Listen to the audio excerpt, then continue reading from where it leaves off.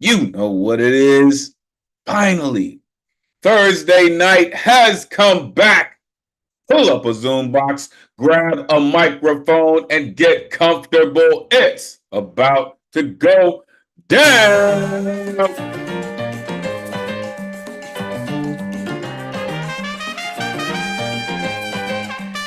Oh, yeah.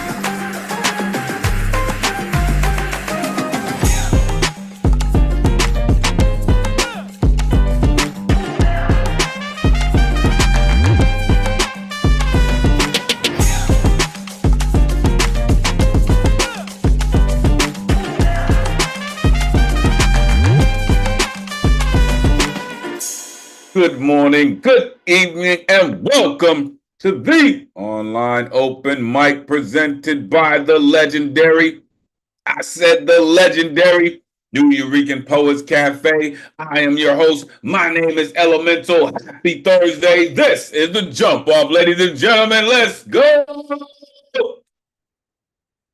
Welcome to episode 30. Can you believe it? Yeah, we are here though. And we do this week after week, every Thursday, 8 p.m. Eastern, 5 p.m. Pacific, streaming live on Facebook, YouTube, and X, formerly known as Twitter. If you're watching on one of these streams, and we truly, truly appreciate you, and you would like to join the greatest community in the world in the Zoom, the number's on your screen, 977-539-856. Jump in, interact with these artists. Listen, I guarantee you will learn something. It's the greatest community in the world. Want to know why I say that? Trust and believe we're going to show you this evening. We do this week after week thanks to some dedicated folks who pay these bills. All right.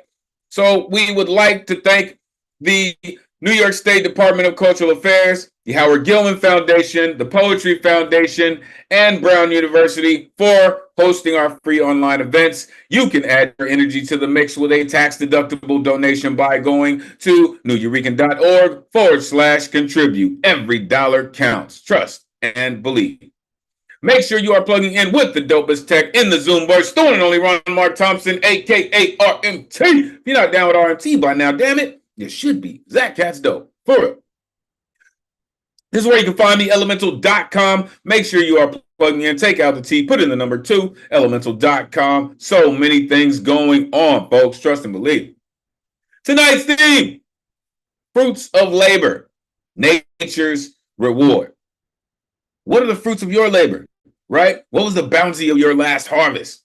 You know, and this doesn't have to necessarily be about blueberries and strawberries and squash and zucchini, right? This is about all the effort that you put into what you do. What have you harvested from the work that you put in? All right. That is what we're talking about this evening. If your artistry is not on theme tonight, that is totally cool. We are still looking forward to all the incredible artistry that you are sharing with us. All right. Next week's theme coming at y'all. Woo, let's get to this. Delicate senses, aphrodisiacs. So I've heard lots of different things are aphrodisiacs, right? I've heard oysters at some point are aphrodisiacs. Sometimes even caviar, right? Certain fruits, right? But I also think words can be aphrodisiacs to the delicate senses.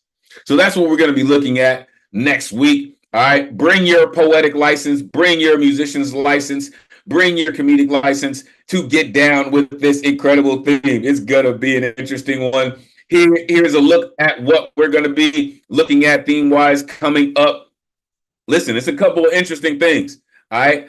So make sure you plug in, get your work ready, because we are going to get down. All right. Let's get to the rules so we can get to the artistry this evening. Artists, turn your cameras on. We are trying to simulate a live open mic as much as possible. Plus, we love to see all the beautiful exuberance that goes into your performance. All right. So turn your cameras on. All right. As you're getting ready to approach the mic and turn your cameras on, have your artwork ready. All right. If you're analog, digital, playing music, any way it goes, right? Appreciate that. Make sure it's original music. All right. We don't want the agents of the interweb interfering with our stream in any way. So make sure your music is original and make sure you are turning on your original sound for musicians so we can hear every single note that you play and sing at the same time because it makes a difference. All right. Artists, you got 3 minutes to rock, right? I was advised last week. Hey, last week was a stretch, right? It was a particular time and that was great, right? We love it. We're always going to show our love. Rest in peace to the Megas, right? Some folks got lives. We can't rock that long. So keep it tight, keep it right. 3 minutes to rock so we can actually enjoy ourselves and actually enjoy the rest of the night for some folks, right? Because listen, this stays on my brain 24/7. You know what I mean? We have reached night 9:30 for the babies, folks. All right. There are some explicit lyricists in our community. Explicit. One of them coming in the room right now. Right? But the founders of our cafe were major proponents on the freedom of speech, and we will make sure it maintains in the vein of everything we do. Therefore, there is no censorship. Other than any hate speech or any ism that people may use to manipulate, which will not, I said not, be tolerated, there is no censorship. This art form is a living, breathing trigger warning. Woo! I'm telling you, explicit lyricists on deck. Trust. This is a true call and response space. After these artists get up here and share a true essence of who they are, you will see this pop up on your screen. This is when you get a chance to share all of that energy back with your community. Don't worry about the noise, y'all. It's the rowdiest night of the week anyway. And we're going to make sure it stays that way. So unmute yourself and make sure you share that energy with the room. All of it will be returned to you in their artistry's performance. Trust.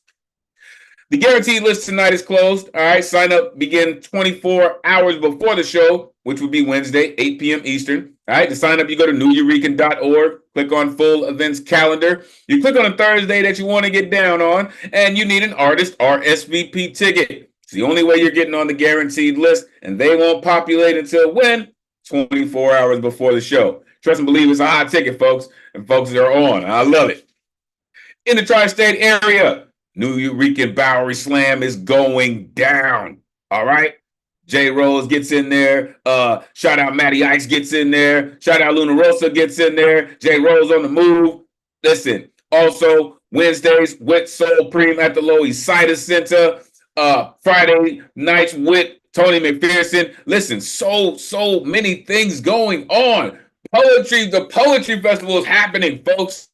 It's happening, right? Coming up, what is that, this weekend? Oh my goodness. It's gonna be amazing. You better believe it. Also, going on in Harlem, right? Oh my gosh. Listen, Rise Felicia is amazing. Make sure you are plugging in whatever Rise Felicia does.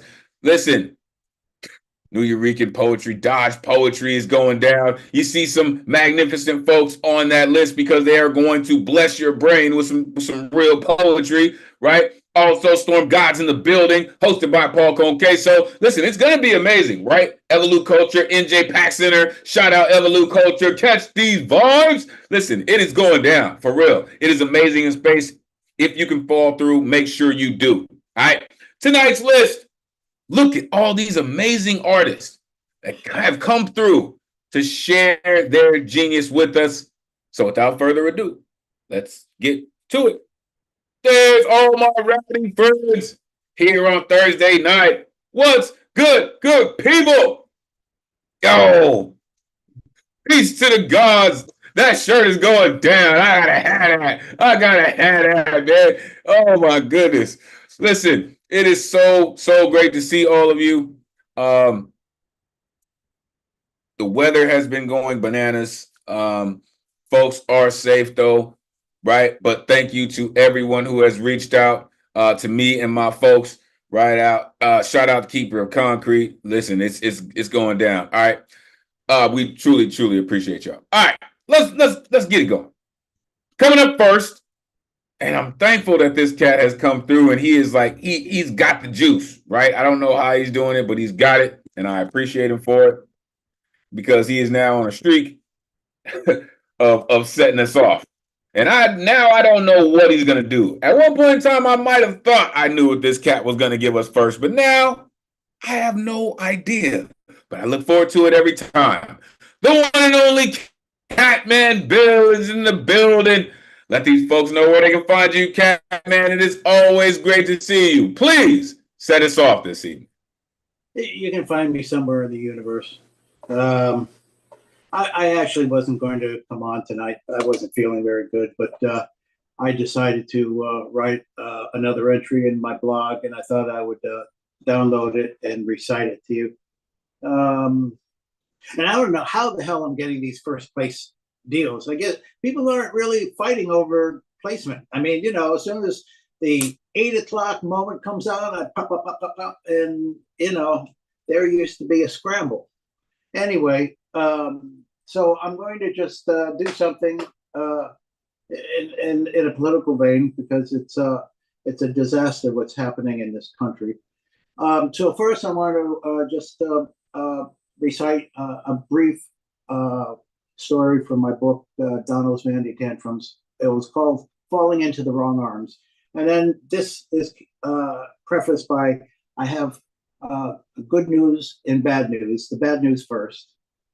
The country had a relatively stable 8 years under Barack Obama. Not perfect, but there was economic growth. However, the aftermath of the Bush wars opened up the doors of hell, and the laws of unintended consequences dominated. And it came to pass that a new election neared in 2016. A creature walked to the stage to suspend reality and make enough voters believe that he would lead the nation to wealth and weapons for all.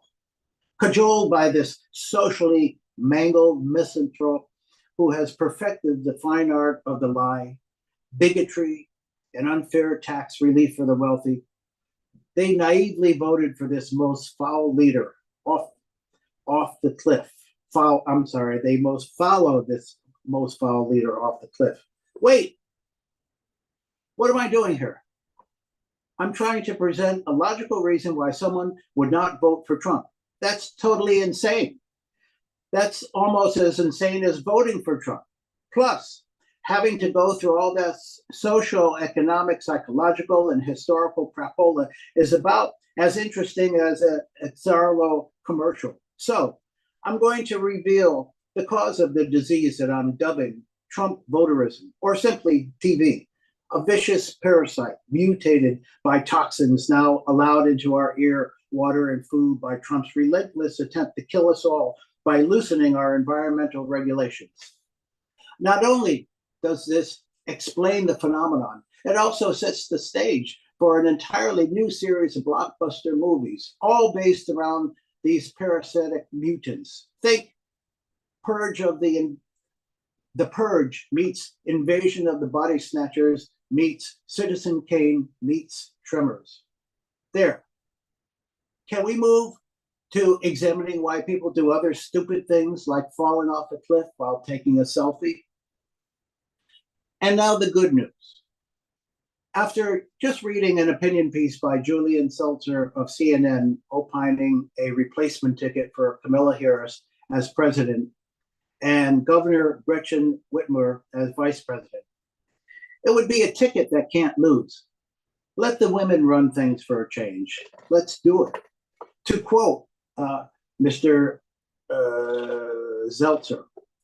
Harris and Whitmore offer experience and stability in governing. Harris has served as Attorney General in California, U.S. Senator, and Vice President. Whitmore has been a successful and popular governor in the crucial swing state. Both are serious policy wonks. Few challenge their chops when it comes to being interested in the nuts and bolts of governance.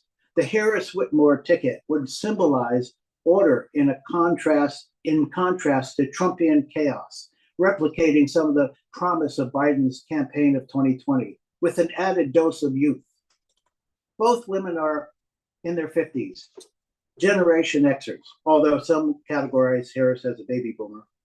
With Republicans making old age an issue, a Harris-Whitmore ticket turns that argument against Trump, who at 78 has shown struggles with syntax and memory. Instead, Democrats would have a president and a vice president who are in their primes, generating some of the energy that Bill Clinton and Vice President Al Gore brought to their 1992 campaign against President H.W. Bush and Vice President Dan Quayle. It's long overdue for women to run things. Let's get it done. There would in all likelihood be a blue tidal wave, and we would sweep both houses of Congress with supermajorities. Will we rise to this occasion to save our fragile democracy? Who the fuck knows? But I hope we do. Thank you. Who the fuck knows? Who does? Unmute yourself. Give it up for Cat Man Bill. Who the fuck knows? Important subject indeed. Nice review of the situation. Yeah. The article is online. You can find it on CNN under. He wrote a very good commentary, and if anyone wants to look it up, Julian Seltzer of CNN. Thank you. Appreciate that, Cat Man. Listen. When you start talking that real truth, man, it's people don't want to hear that, right? People would much rather a bucket full of lies more so than a cup full of truth, right? Listen, falling into the wrong arms. Listen, we're in very much danger of that, indeed. It's the aftermath of the Bush Wars, indeed. Socially mangled misanthrope. Come on, man. He said historical crapola. I can't remember the last time I heard that word, but I love that word. Historical crapola. Come on. The Trump voyeurism, right? The Purge meets Invasion of the Body Snatchers meets Citizen Kane. Come on. Let the women run things for a change, right? Harris-Whitmore ticket. It does have potential. Are they gonna let it happen?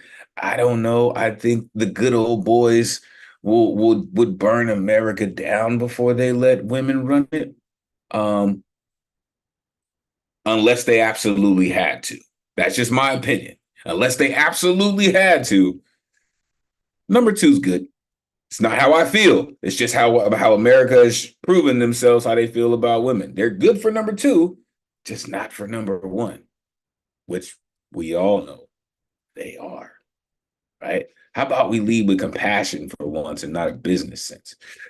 Appreciate you, Catman, for setting us off. Listen, this is what we do, right? We're supposed to have these conversations about these topics, right? We're supposed to. Thank you, sir, for bringing it up and for what you do. The Starship is underway this evening, folks. Let's keep it going. Coming up next, our resident blacksmith is in the building. Love when this cat comes through. I hope everything is okay. I saw something on your hand, man. Really hope everything is good. Listen, love when this cat come through. Mr. Lighthouse Writer himself, the one and only Michael Sindler in the building. Let these folks know where they can find you, sir. Always great to see you. Please take it away. Always great to see you too. Always great to see all these wonderful people. Some of my very favorite people in the world, and they are all over the world. And one thing you can catch all over the world, thanks to Zoom and all that good stuff, is lighthousewriters.org. which is a great organization full of all kinds of great instructors and facilitators and great classes and workshops and events and things really worth checking out. And I'm speaking to all you people out there in YouTube world who might be listening to this at any given time, who knows when. I was going to read some new stuff, but just looking at the prompt or whatever theme, I guess we call it, I thought I would go ahead and read some things that sort of go on. This first one's really short. It's called It's Fall. First fragile leaf falls is scarcely noticed until other feeble, parched, brown skins flutter to cold earth, are swept away or interned, captured casualties. Tree stands stripped of all color, denuded, helpless. And so when the axeman strikes, its fall is little noticed. And the next one I'm going to do, when we talk about the idea of fruits of labor, and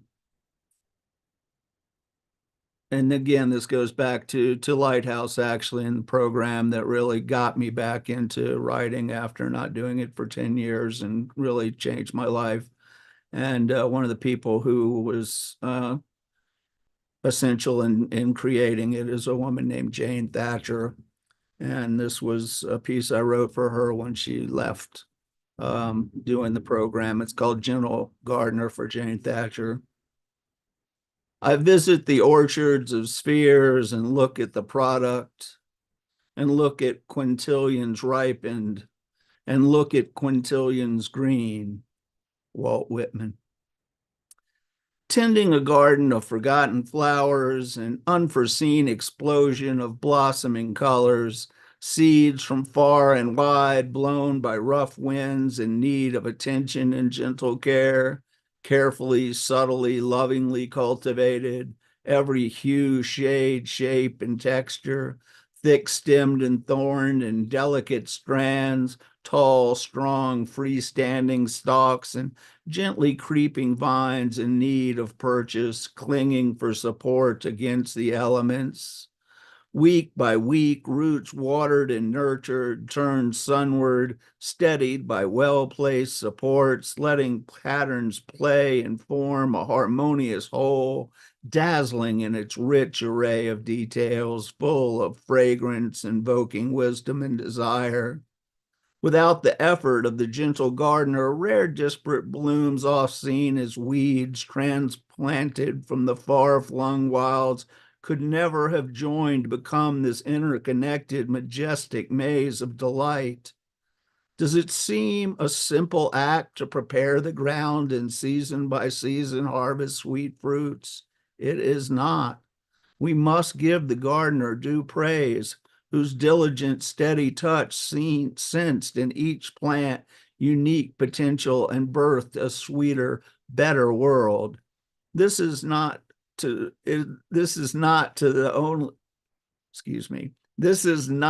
only garden to be thus blessed. Leaving these budding growths in others' capable hands, the gentle gardener now moves on to furrow new fields, to bring forth crop after crop of wonder and rapture as this strong, sheltered oasis remains and thrives. Every future blossom and fruit bursting forth will owe its grandeur and radiance in part to the tender, green-fingered cultivator's loving labor. Spores will flutter off to land and grow in plots and tracks, each new germination continuing the gardener's never-ending gift.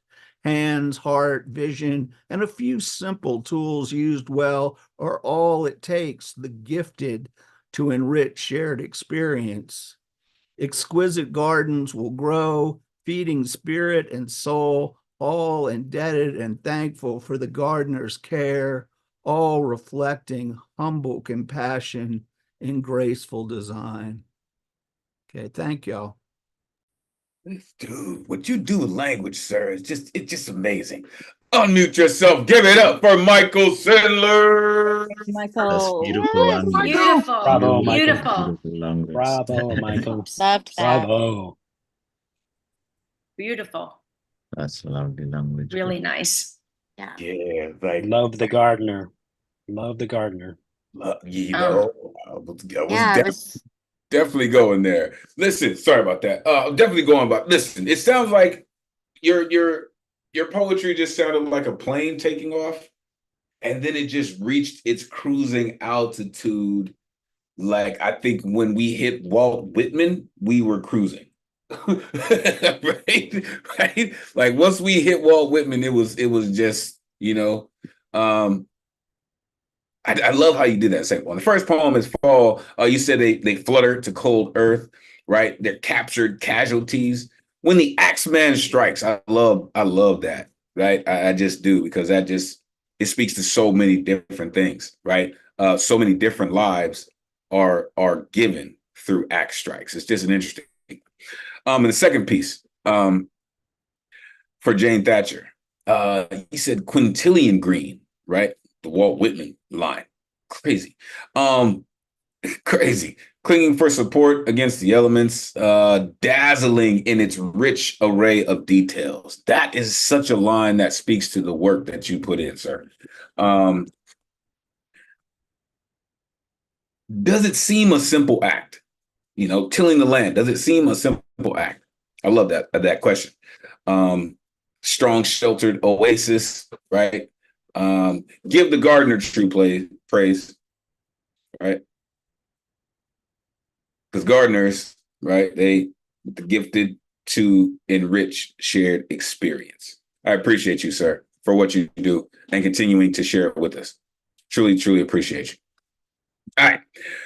Coming up next, listen, this cat, you might as well call him Mr. Rhyme, because he's always got one that's right on time. The one and only Eddie Foreman in the building. Let these folks know where they can find you. Eddie, it's always great to see you, man. Come on, take it away. Always great to see you too. Thank you for making me feel every color but blue. Thank you, Elemental. You make our hearts and minds explode. All right, my name is Ed Potasso from the Fantastic. Please tell me you can join my rhyme for Opera Sublime. I got 2 short pieces, so I won't take too much time. If you want to know about me, look in the chat to know where it's at. The first one is called Drown the Smudge. Drown the smudge. We created by earth, the dirt of rebirth. We are her seeds. We breathe, she bleeds. Stranded by our mud, soaked in the floods. We're flowers in her image, roots without any limits. We don't show you love. Your voices are winds above. We feel your earthquakes while you painfully aches. We see your thunderstorms, your frantic cries of a newborn. We touch your hurricanes, the wails of growing pains. We drink your tsunamis, the water cleans your body. We hear you, our mother. We feel your thunder. Yes, we understand and do. Sorry to be a burden to you. A mother's work is never done. Thank you for being our son. Forgive your uprooted trees. We are pieces of your humanity. Thank you. The other one is called Gaia's Love. You possess undefined natural beauty. You possess undefined natural and organic beauty. You dance around the bright sun on a point duty. Your eyes are the Great Lakes coloring sparkling blue. Your tears are sweeter than strawberries, blueberries, and honeydews. Your body is a wonderland full of sublime and wonderful delights. You give us warming sunlight to help our darkest sight. Your skin is earthly, smooth, and grounded, unlike the vast deserts. You just give, and give till it hurts. Your children are the vivid, rooted, fluorescent trees and flowers. They stand healthy, grounded, and stern with unique powers. Your age is vast compared to the far reaches of dark space. I didn't say ancient. Oh wait, is there a teardrop or a river flowing across your face? You're more powerful than any earthquake, tsunami, or hurricane. You burn us with our toxic fumes, endless cuttings, and rumbling pains. Your ray is the roaring, unpredictable, and screaming volcano spewing molten lava. Sometimes you create clouds, dropping, clear, refreshing, and rejuvenating Java.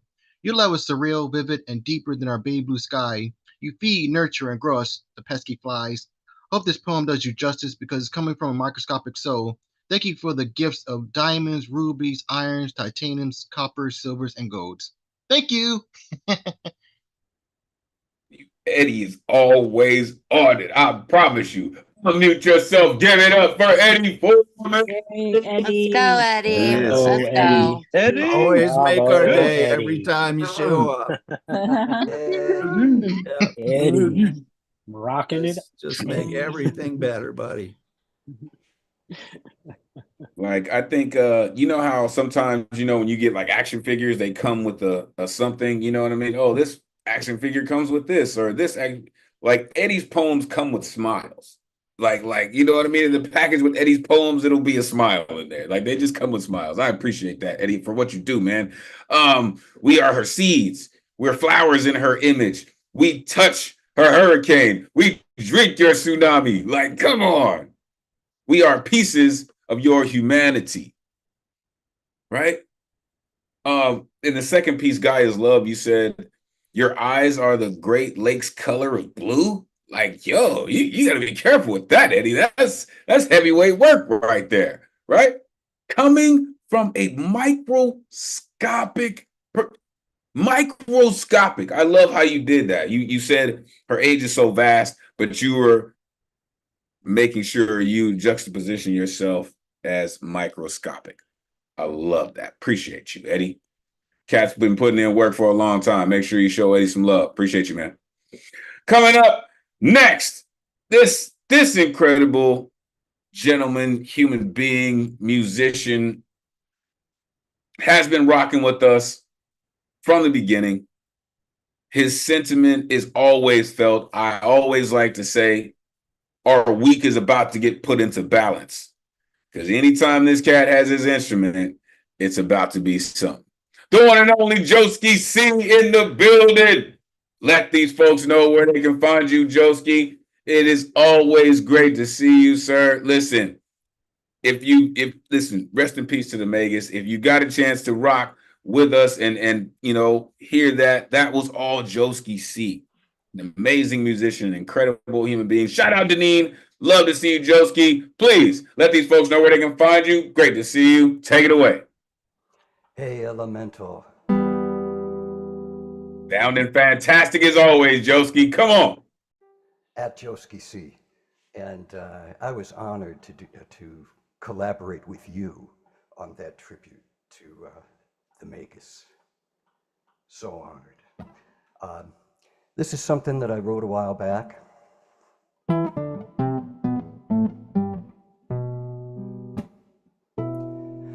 Listen to the water. Listen to the water. Storm come raining down, wash away the cities and the towns. Watch the world drown. Listen to the water. Listen to the water. Ain't no boat big enough to save our sorry souls from ourselves. What does it take to shake you awake? Why aren't you learning? The whole place is burning as hope melts away. Like the glaciers we pray, these for-profit hearts melt first. Listen to the water. Listen to the water. Say goodbye, everyone. We won't be returning. All our dreams are burning in the sun. What does it take to shake you awake? Why aren't you learning? The whole place is burning as hope melts away. Like the glaciers we pray, these for-profit hearts melt first. Listen to the water. Listen to the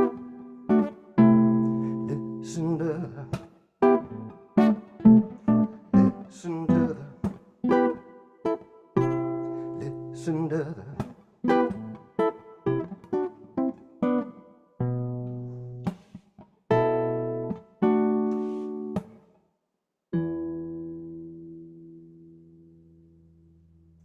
When I tell you that dude just does that for real.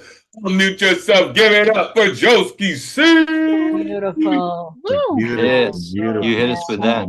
Josie. I just think they got inside me. Smooth. Thank you, man. Smooth. Yeah. Yeah. Love it, Joski. When you start rocking, man, the way that you play, your songs just hit different, sir. He said, listen to the water, right? Save our sorry souls from ourselves, right? Hope melt away like the icebergs, right? All our dreams are burning in the sun. Why aren't you learning? The hopeless are burning.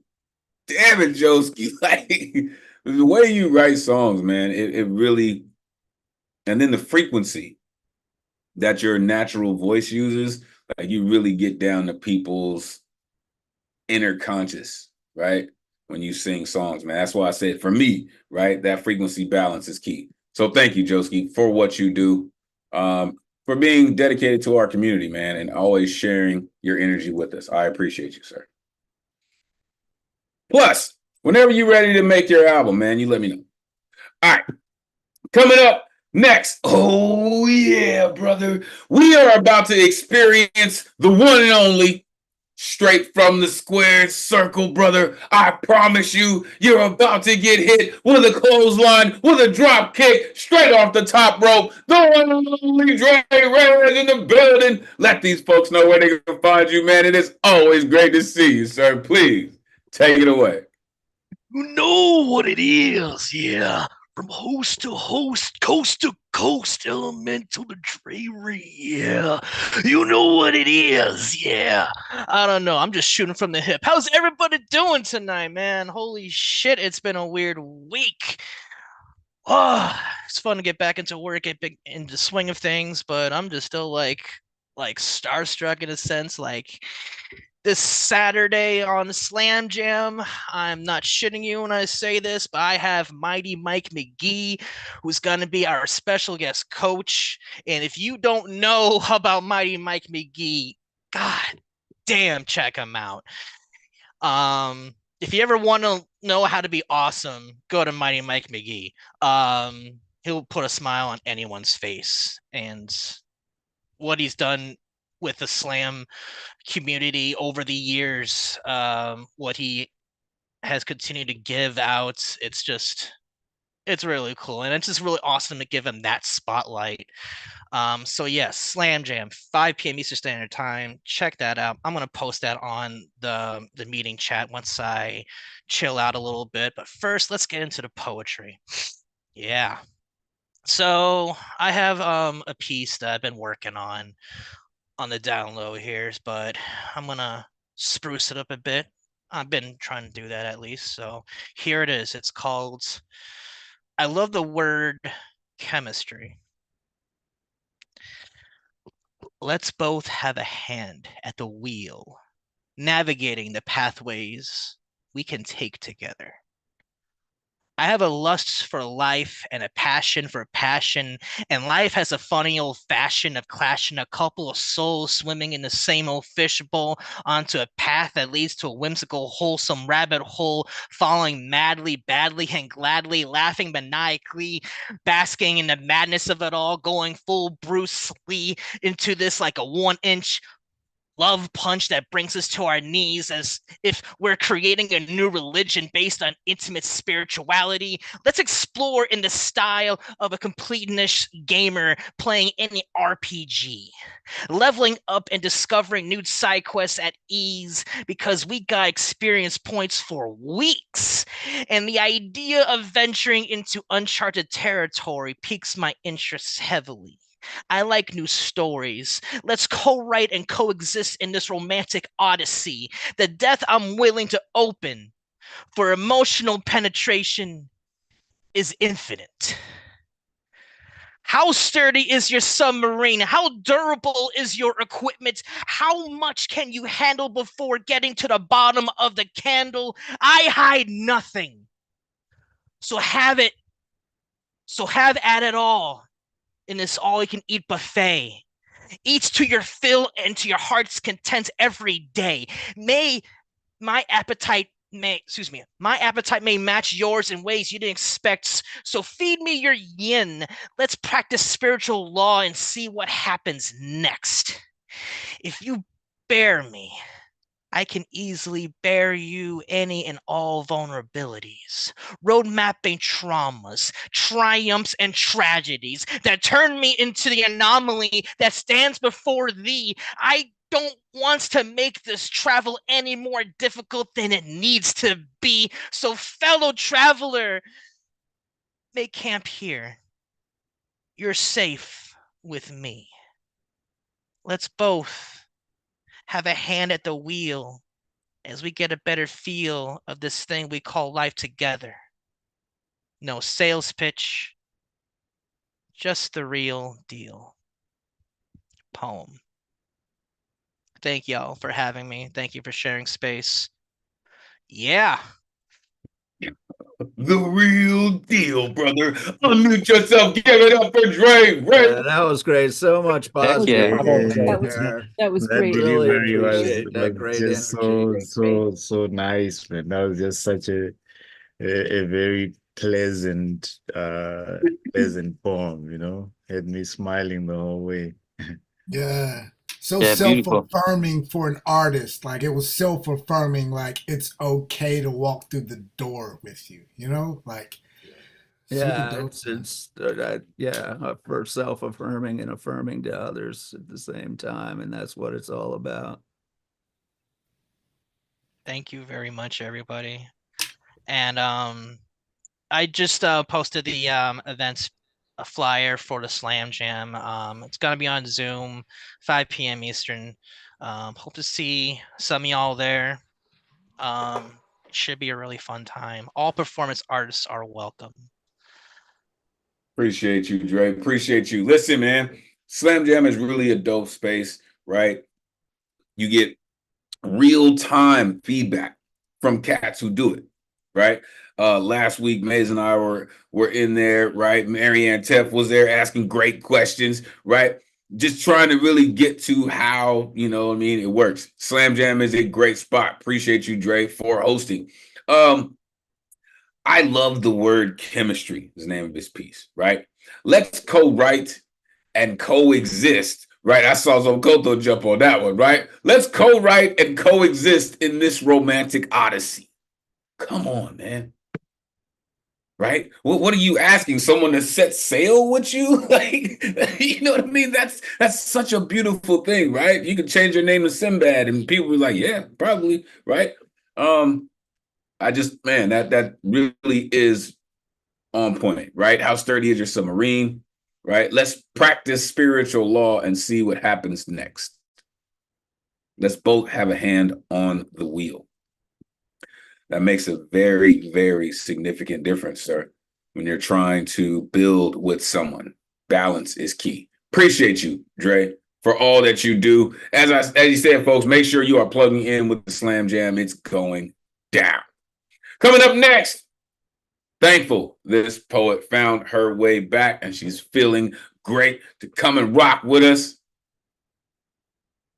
I'm just thankful that you know that you're home and that you continue to come and rock with us. The one and only Bonnie Soloway in the building. Let these folks know find you, Bonnie. Always great to see you. Please. Thank you so much. I'm under B Soloway or Bonnie Soloway on just about everything. I actually went back on Twitter or X, formerly known as Twitter, just because I'm addicted to that crap.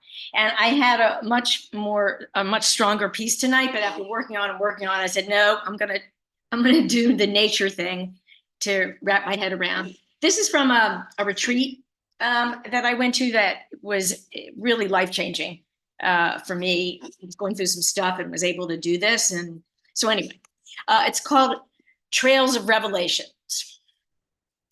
Trails of great beauty, trails of pure bliss, trails of sharp, slippery rocks. What the heck is all this? A challenge of balance, a challenge of breath, a mind-body challenge these feet won't forget. There's sharing and caring and laughter and tears. There's hugs that allay the steepest of fears. A whipping cold wind escorts a snowstorm on through, followed up by a rainbow of hope and renewal. A magnificent sunrise peeks out through the rocks, 24-karat brilliant bright sun rays unlock. The spectrum of colors, shadow shapes of the clouds, the sun's moving spotlight. Encore, please, begged the crowd. A little tarantula out for a stroll, posing for pictures, fearlessly bold. A cactus stands proudly heart-shaped in the sand, wondering, would anyone dare take her hand? The switchback's relentless, knees and ankles on guard. You never imagined you could work half this hard. A majesty of views through waterfalls and streams, birth spiritual awakenings one could only have dreamed. The sun's getting tired, her slow descent brings a chill. The shade paints by numbers on the rocks and the hills. A pitch black of darkness follows the sun's final bow. The baton passed along to the night sky's know-how. The moon double checks on the night's casting call. It's showtime, my stars, time to wow and enthrall. Above the Colorado River, up high on a bridge, stars see an audience awaiting what the fall heavens will give. Mercury and Venus, Saturn, Jupiter, and Mars, constellations so bright, plus surreal shooting stars. By day or by night, your mind will be blown when you dare to hike Mother Nature's Grand Canyon home. Sure, there's exhaustion, even thoughts of escape. You think more than once, could a chopper land on this lake? Perseverance wins out, doubts and fears tossed behind, buried in rock-bottom dust for a much lighter home climb. Your pride is so immense, life's possibilities redefined, with grateful exhilaration, nature's gift to your mind. Hold yourself close, love yourself best. You hike the Grand Canyon, time to pick your next quest.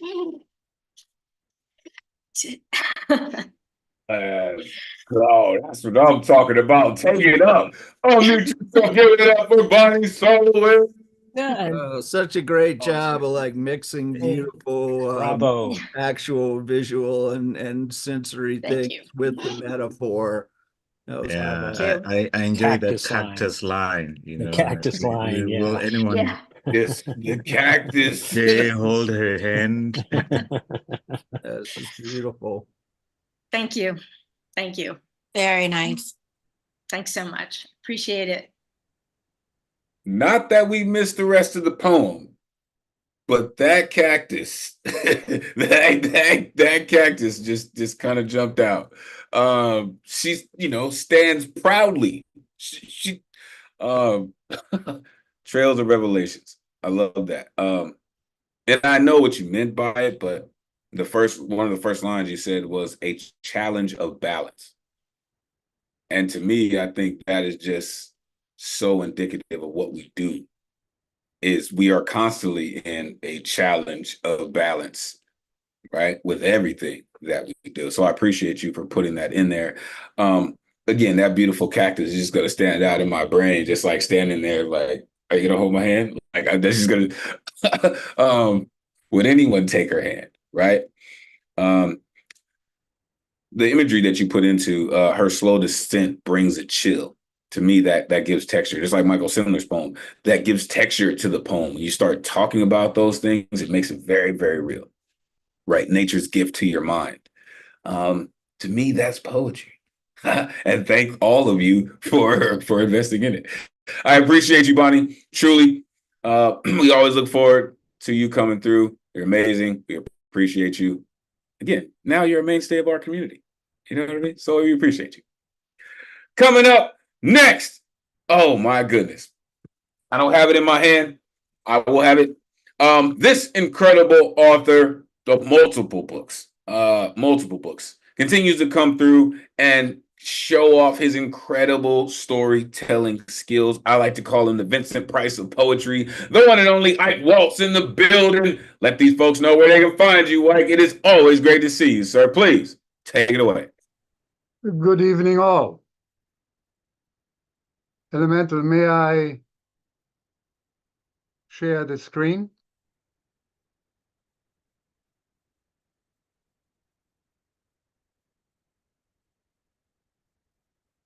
You ready?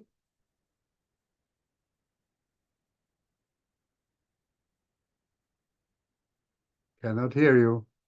I'll give it a try. Okay, you should be fine now. Sorry.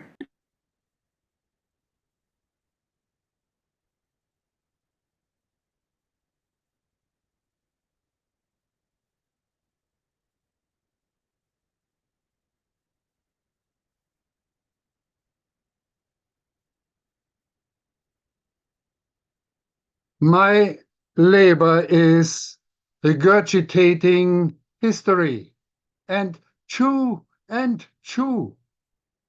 For today, debating a white man's blob, Bessie Smith, 1999. The San Jose Museum of Art purchased an etching by the contemporary artist Richard Serra, which is called Bessie Smith, 1999. I turned this etching into an ekphrastic poem. Bessie Smith, born April 15, 1894, called with admiration the Empress of the Blues. On September 26, 1937, Bessie was critically injured in a car crash on US Route 61 near Clarksdale, Mississippi. Bessie was in shock. Time passed with no immediate sign of the ambulance. Finally, an ambulance arrived and Bessie was taken to the faraway G.T. Thomas Afro-American Hospital in Clarksdale, where her right arm was amputated. She died that morning without regaining consciousness. The ambulance carrying Bessie Smith could have gone to the nearby White Hospital, yet no ambulance driver or white driver would even have thought of putting a colored person in a hospital only available for white folks. Debating a white man's black blob, Bessie Smith, 1999? Why do I argue with this 2D blob splashed by Earth's magnetism, caged into the limits of that paper-thin virgin white? Is it the image? Is it the name? Is there meaning? What is the connection? Do I have to look for justification before and beyond having any conversation? Was Bessie Smith to be remembered during 1999 by this black blob? Or does Bessie Smith, the Empress of the Blues, perform inside this black blob, depicting her extraordinary universe, singing like an exploding star? I do understand why we should remember Bessie Smith, not only in 1999 or even 2024, but forever anchored in our American hearts. I am neither a minimalist nor a purist. I understand when attaching any image to any name, you may create a surprise reaction, at least of some sort. And then a black blob seen in isolation on a white background, to me, is just like any other black blob I have seen on so many factory floors and toilet walls, student mishaps, and remnants of my early morning Rorschach-tested coffee stains. I simply do not see the point in the blackness of a blob. It's lifeless, it's flat, it's ordinary, or is it? Is my approach simply too limited or even wrong? Should I really decipher what is told, except what is fashionably apt? Or should I imagine what is missing and allow me to be truly daring? Yes, black and white is powerful when the image speaks. To me, however, this image, this black bulb called Bessie Smith 1999 is incomplete. That is why I dare to induce a shot of red. That red, that blood that pumps the heart of Bessie Smith's song, Downhearted Blues, 1923. This etching, or the blob as I call it, got my juices flowing by recording or responding with this ekphrastic poem, debating a white man's black blob, Bessie Smith, 1999. I walked and walked in silence with tired feet until somebody talked to me. Look in the archives. That is where I hide. Yes, it's I, the black blob. Thera etched me into life. They hung me with a silver nail 2015 onto a white, crowded wall, all the 44 by 36 inches of my existence, the all of me. Look at me. Bessie Smith is my name. After all, this pound of ink was born to be equal of fame.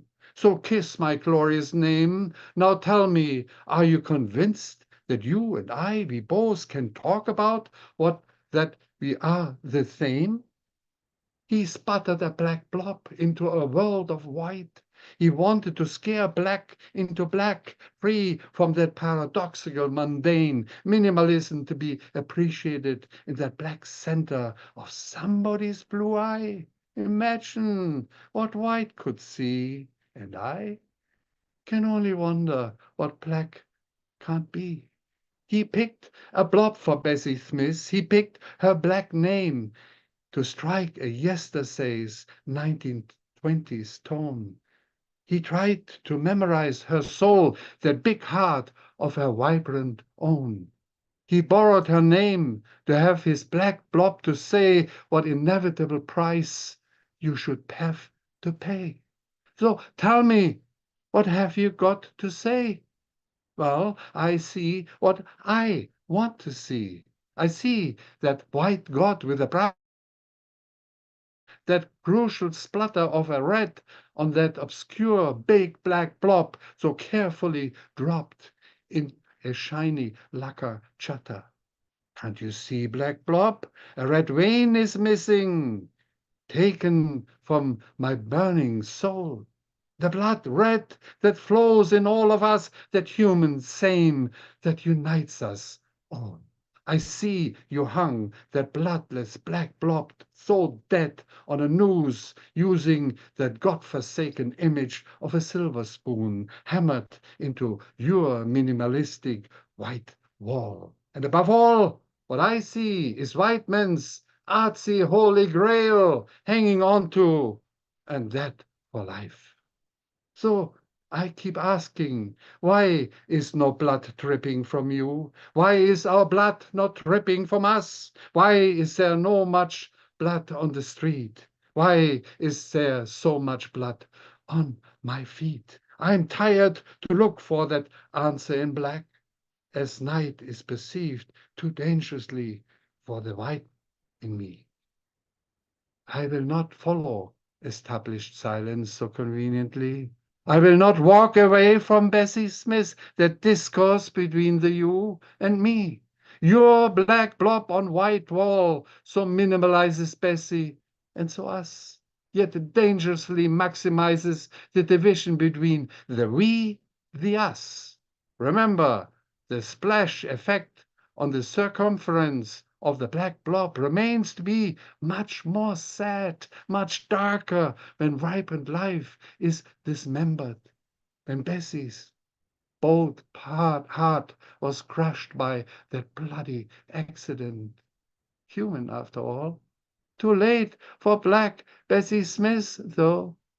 No sight of the white ambulance, which, after all, was timely on call. Bon.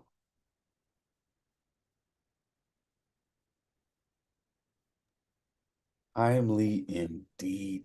God. Like, I told y'all. Unmute yourself. Give it up for Ike Ward. Bravo, Ike. Nice, Bravo, nice. Ike.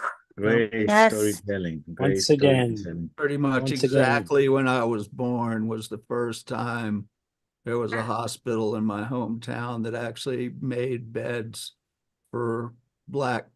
And it was only because the benefactor wouldn't give the money for the hospital unless they did. Wow. And, I'm not that old. And, there's a lot of people here who feel what I'm saying, how much injustice, and it's on its way back if we're not careful. I said that today, folks. You're absolutely right. Michael Sindler, thank you for saying that. Thank you for sharing that story. Shout out to the person in your community who was courageous enough to do that, right? No, you're not that old, sir. But you've seen some things. I was talking to a gentleman today. Shout out to the vets in the building. I was talking to a gentleman today in his 80s, lived through some things, gone through some things. It's important that we share those things and we share those stories and we appreciate those people.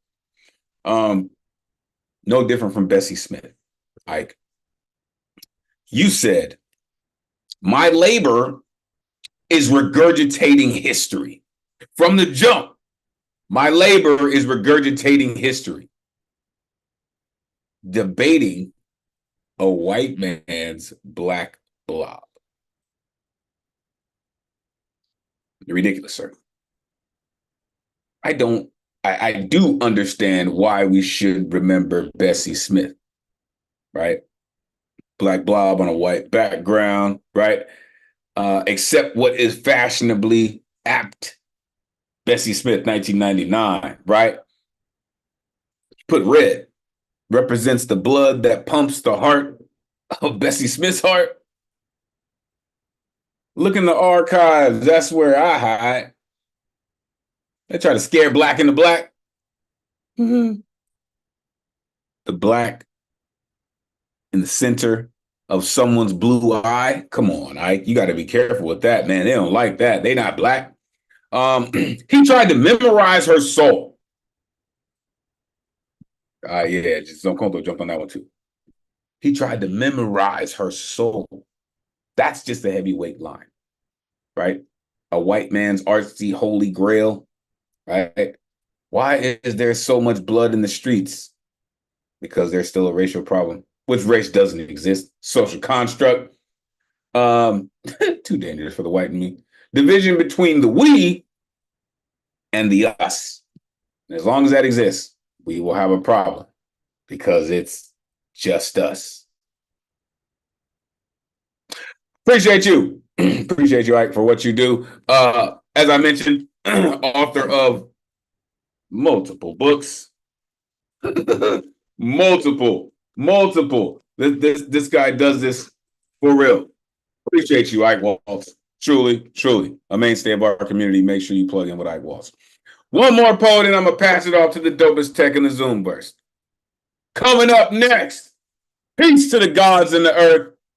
Listen, this next artist, I never know what we're going to get, but I always know it's going to be an experience because I guarantee you, he didn't come here to tap dance, which he never does unless he intends to tap dance.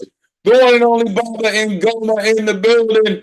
Let these folks know where they can find you. God, it is always great to see you. Please take it away. Peace. What's up? It's good to see all of y'all. I got two pieces. Let me roll.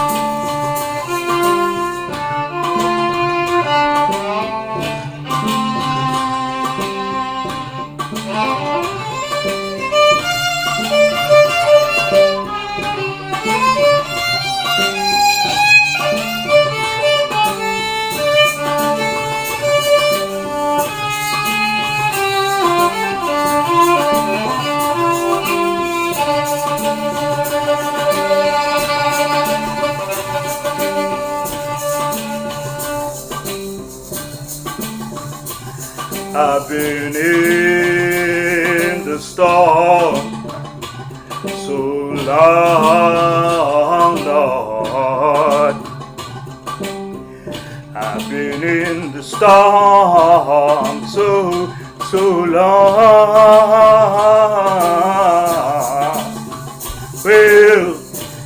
been in the storm, so long, Lord. I ain't had time to pray. Oh no, I ain't had time to pray. Tennessee revisited. Poverty is contagious. On those nights when reality smacks you in the face, don't forget to duck.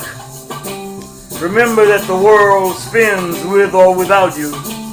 So don't take life so seriously. You'll be doing it over and over. Rejoice and cherish each moment. Every breath of life is a lesson learned. Racism is alive and well in the state where the KKK was born. They just want us to shut up and die. But this is nothing new. After all, the gun lobby is the Confederacy reincarnate.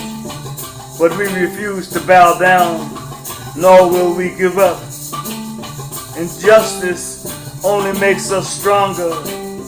We've been in this struggle since they brought us here. This is just another chapter, and we refuse to die.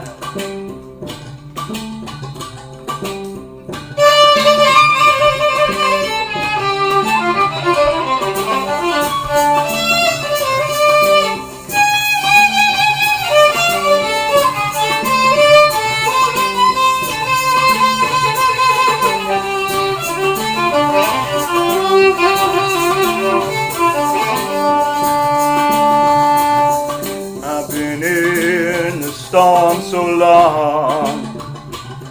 I've been in the storm so long. Well, I've been in the storm so long. I ain't had time to pray, no Lord. I ain't had time to pray.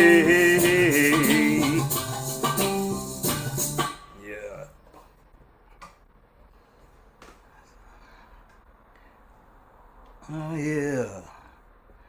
One more. Toodle-dee. Hope to sit. Ow.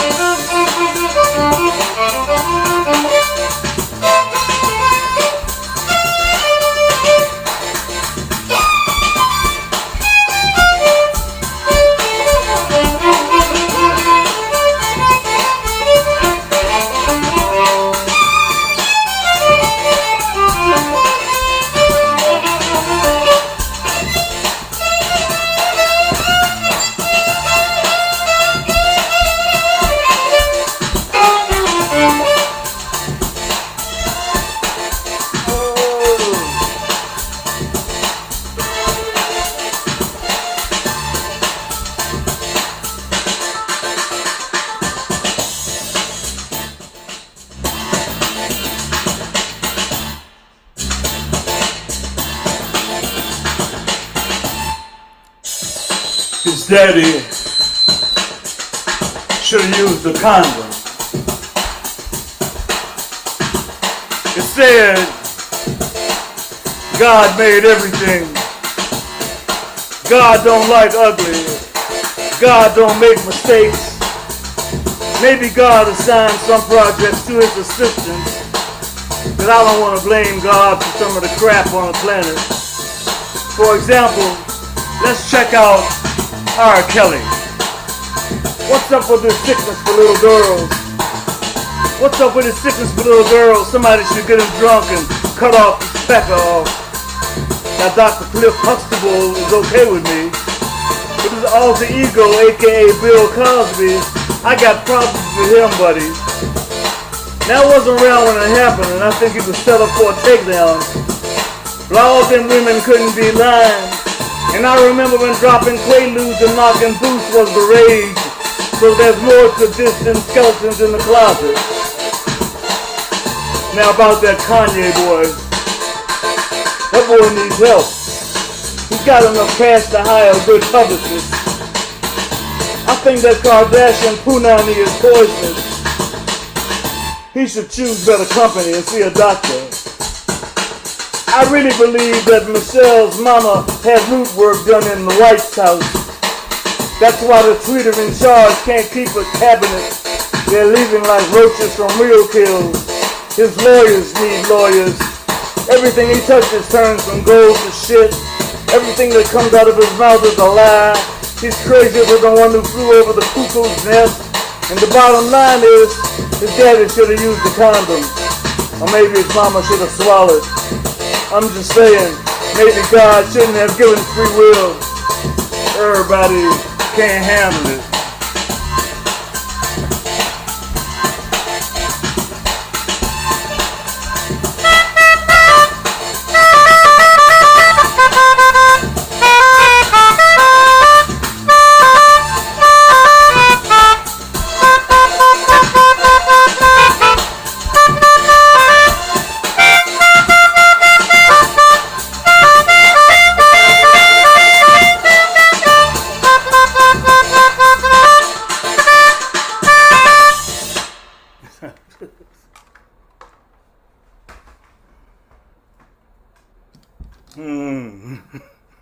Everybody is second to catch their breath. Everybody got it? All right. Unmute yourself. Give it up for ball.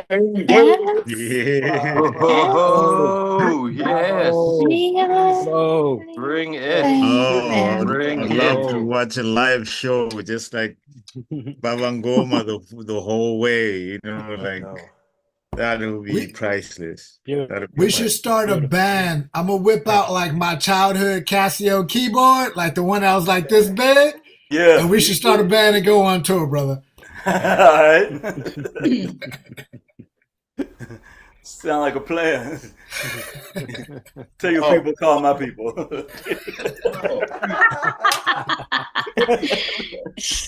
I hear you, Elemental. People, y'all got to see the shirt. Come on. That's it. Some poetry. Spoken word athletic department. That's You just gotta put the link in the chat for that. We got to get that shirt. You can't quit. I had this shirt for about 10 years, and the guy that was making he made a bunch of them, and that was it. It's a collector's item now. All right, listen. I'm gonna do what I can. But I gotta recreate that joke. Right. Peace to the gods and the earth. Shout out, Oshunyo Yen. Right. Shout out to the priest and the priestess. Listen, shout out to gods and the earth. Listen, what you do, man, is an experience, and I've said that before. You need your own Vegas show. Like just let Baba get on stage and let him do what he does, because he's got like 28 instruments that he can get down on whenever he gets ready. And then he came with some New Jack Swing this evening. Like, I wasn't ready for that. I really wasn't. I really wasn't ready for the Herbie Hancock flip on him. Like, I like that the whole fusion. I wasn't ready for that. But it was fly. Like, I don't know how you do it. I guess you just are. That's that altitude. That whatever you do is just fly. I guess. In his first piece, he said poetry is contagious. Right? Damn it. The world spins with or without you. Realize that. The Confederacy reincarnate. Yeah, I was talking to my man earlier about how they're trying to bring back voter suppression. Be on the lookout for that.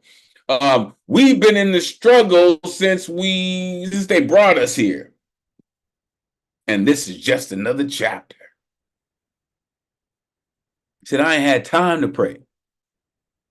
In the second piece, right, when you start listening, I was with you, and I'm with you. God don't like ugly. Maybe God designed some of the projects. Right? Talking about Bill, he said all them women can't be lying. He said he remembers when dropping Quaaludes and having sex with the thing. It really was. But I don't know if they might censor you for saying this, and they might censor me again for repeating it. But damn it, I'm gonna do it. He said, "I believe that Kardashian punani is poison." He said it. He said that. Just saying. Maybe God shouldn't have given us free will. Everybody can't handle it. Appreciate you, Baba, for what you do and sharing it with us. Whew, heavyweight work. Listen, real quick, shout out Jenny, shout out Jeff Taylor, Garage Folks in the building. Shout out Professor Platinum. Appreciate you for coming through. Shout out all the educators in the building. I'm going to pass it to the dopest tech in the Zoom verse, throwing it only Ron Mark Thompson, aka RMT. You're not down with RMT by now, damn it. You should be. Ron, how you feeling this evening, man? I'm feeling okay. What another powerful night. I'm really enjoying listening to everyone here on the back end. It is just amazing. So thank you, Elemen2al, for your hosting here every week on Thursday evenings. I am Ron Mark Thompson. I am the tech assistant in the background, ensuring that everything on the tech end works okay. I also work as one of the program and operations team members in the Nuyorican Poets Cafe, and we love, bringing you programs, for everything. I am zooming in from my own home in the Bronx. I know we've been dealing with crazy heat waves here on the East Coast as well as on the West Coast of the United States, and I'm also happy that where CP Mace and Elemen2al are zooming in from, they just had a hurricane barrel pass through their area earlier this week. So I'm glad that you guys are doing okay as well. So happy that you are here. So as many of you know, our building on East 3rd Street in the Lower East Side neighborhood of Manhattan, New York City is currently closed. The New York City government, the construction department, is currently reconstructing and modernizing the building. But we are continuing our offsite and online programs. If you are not yet connected to any of our social media pages, our website, just go to our link tree, which is the same that you see on the screen right now. Shout out to everyone who's watching us on YouTube, Facebook, or the Twitter X live stream, and you can also see that same link in the Zoom chat as well. On our link tree, you will also find ways to connect to our mailing list in case you haven't connected yet, or if you want to contribute and donate. A shout out to all the ones here who donated for today as well as in the past weeks. We appreciate you. So really thank you so much. Especially this program, which is free, we want to continue bringing it to you for free. But we have a busy days coming up. Elemen2al mentioned at the beginning of our online open mic, yes, the Nuyorican Poets Cafe will be at the 13th annual New York City Poetry Festival. That one is organized and produced by the Poetry Society of New York. We will be there on both days this weekend, Saturday and Sunday, from 11 to 6 p.m. on Governor's Island, which you can reach via the ferry in Manhattan next to the Staten Island ferry. We will be there with a vendor table. We will sell books, t-shirts, hats, stickers, everything, there is about the Nuyorican Poets Cafe, as well as information about our programs. And on Sunday, the 14th at 5 p.m., we will be on the Brinkley stage. 3 performers, Bonafide, Somebodies, and Brian will be performing poetry, and I, yours truly, will be the host of that segment at 5 p.m. On a personal note, an hour earlier at 4 p.m., my own organization, Bronx Art and Fun Up, will be performing as well at the Governor's Island at the Poetry Festival. And in my 30-minute lineup will be Tabitha and Marilee Johnson. You know them here from the online open mics. We also have Sephora, myself, and one special guest that I will be introducing on Sunday. So come on out. If I know I haven't performed a lot of poetry myself here on the online open mics, but I will be performing poetry at the Poetry Festival, both personally as well as in my capacity as a team member of the Nuyorican Poets Cafe. The festival itself is free, no admission, no ticket needed. The ferry costs $5 after 12 noon, and there will be food and snacks and drinks available for purchase on the island. Make sure you drink plenty of fluids, or you buy drinks while you're on the island, because it's going to be another heat wave this weekend. But we look forward to whoever is in New York City on that weekend. Next week, in addition to our Nuyorican Bowery Slam on Monday, we will also host our open mic at the International Center of Photography. That one is hosted by Felicia Rice Felicia, aka Felicia Kate. She is also our host of the Women Orator Wednesday. That one is also free. This is next Thursday, 6 p.m. on July 18th in the Soho neighborhood. And Felicia also hosts her own workshops at the Langston Hughes House in Harlem every Saturday at 2 p.m. So check her out at either one of those events. Then we have a ticketed event, our first open mic in the Bronx, at the Bronx Documentary Center. Today, they actually opened their 7th annual Latin American Photo Festival, which will run all the way through next week. And we, the Nuyorican Poets Cafe, will be there in person next Thursday, also at 6 p.m. With an open mic. And that one, I am allowed to announce to you guys, Paul Concasso is the host of that open mic. It's $5 for Bronx residents, $10, general admission. If you can make it, come on out. We would love to see you there at the Bronx Documentary Center in the Bronx. And of course, that same night, we will also have our online open mic. Elemen2al and I will be there, so you will see us online in Zoom. And as Elemen2al mentioned, we are going to New Jersey, our first time collaborating with Dodge Poetry. That's in 1.5 weeks from now, on Saturday, July 20th. It's a two-part night. Part 1 is Legacy. We have an amazing lineup of performers, including our cafe's co-founder Lois Griffith will be there. And then the second part is an open mic hosted again by Paul Concasso together with Sean Battle of Evolu Culture. And also our 2024 Nuyorican Slam team, who just competed last month in Florida, they will also perform there. So that is July 20th, 6 p.m. I apologize, this is the old flyer. The new flyer has the updated time of 6:30 p.m. That's when we will open the doors. 7 p.m. is the start time. You can get tickets at the New Jersey Performing Arts Center website. If you go to our ticket site, we link you there so you can get your tickets for that. And yeah, we have many other programs coming up this month, including our final Friday Slam. Our online open mic, our in-person open mic at the Lois Cider Center. That one, we just had one yesterday, is hosted by Supreme, and the next one is on the 24th, which is the 4th Wednesday of this month. So just stay with us. Again, our building is closed, but we're going to continue our online presence as well as our in-person presence.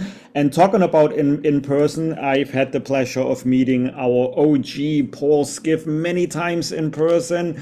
He lives in the Lower East Side. He probably has a chance to see the progress, of the construction of the cafe. I only have a chance to stop by there like once every other week at this time, now that the building is officially officially closed, not just to the public, but even to us. We cleared it out a month ago, and now we can't even go in because the city has taken over, and they promise they're going to give us a much better, more modern building.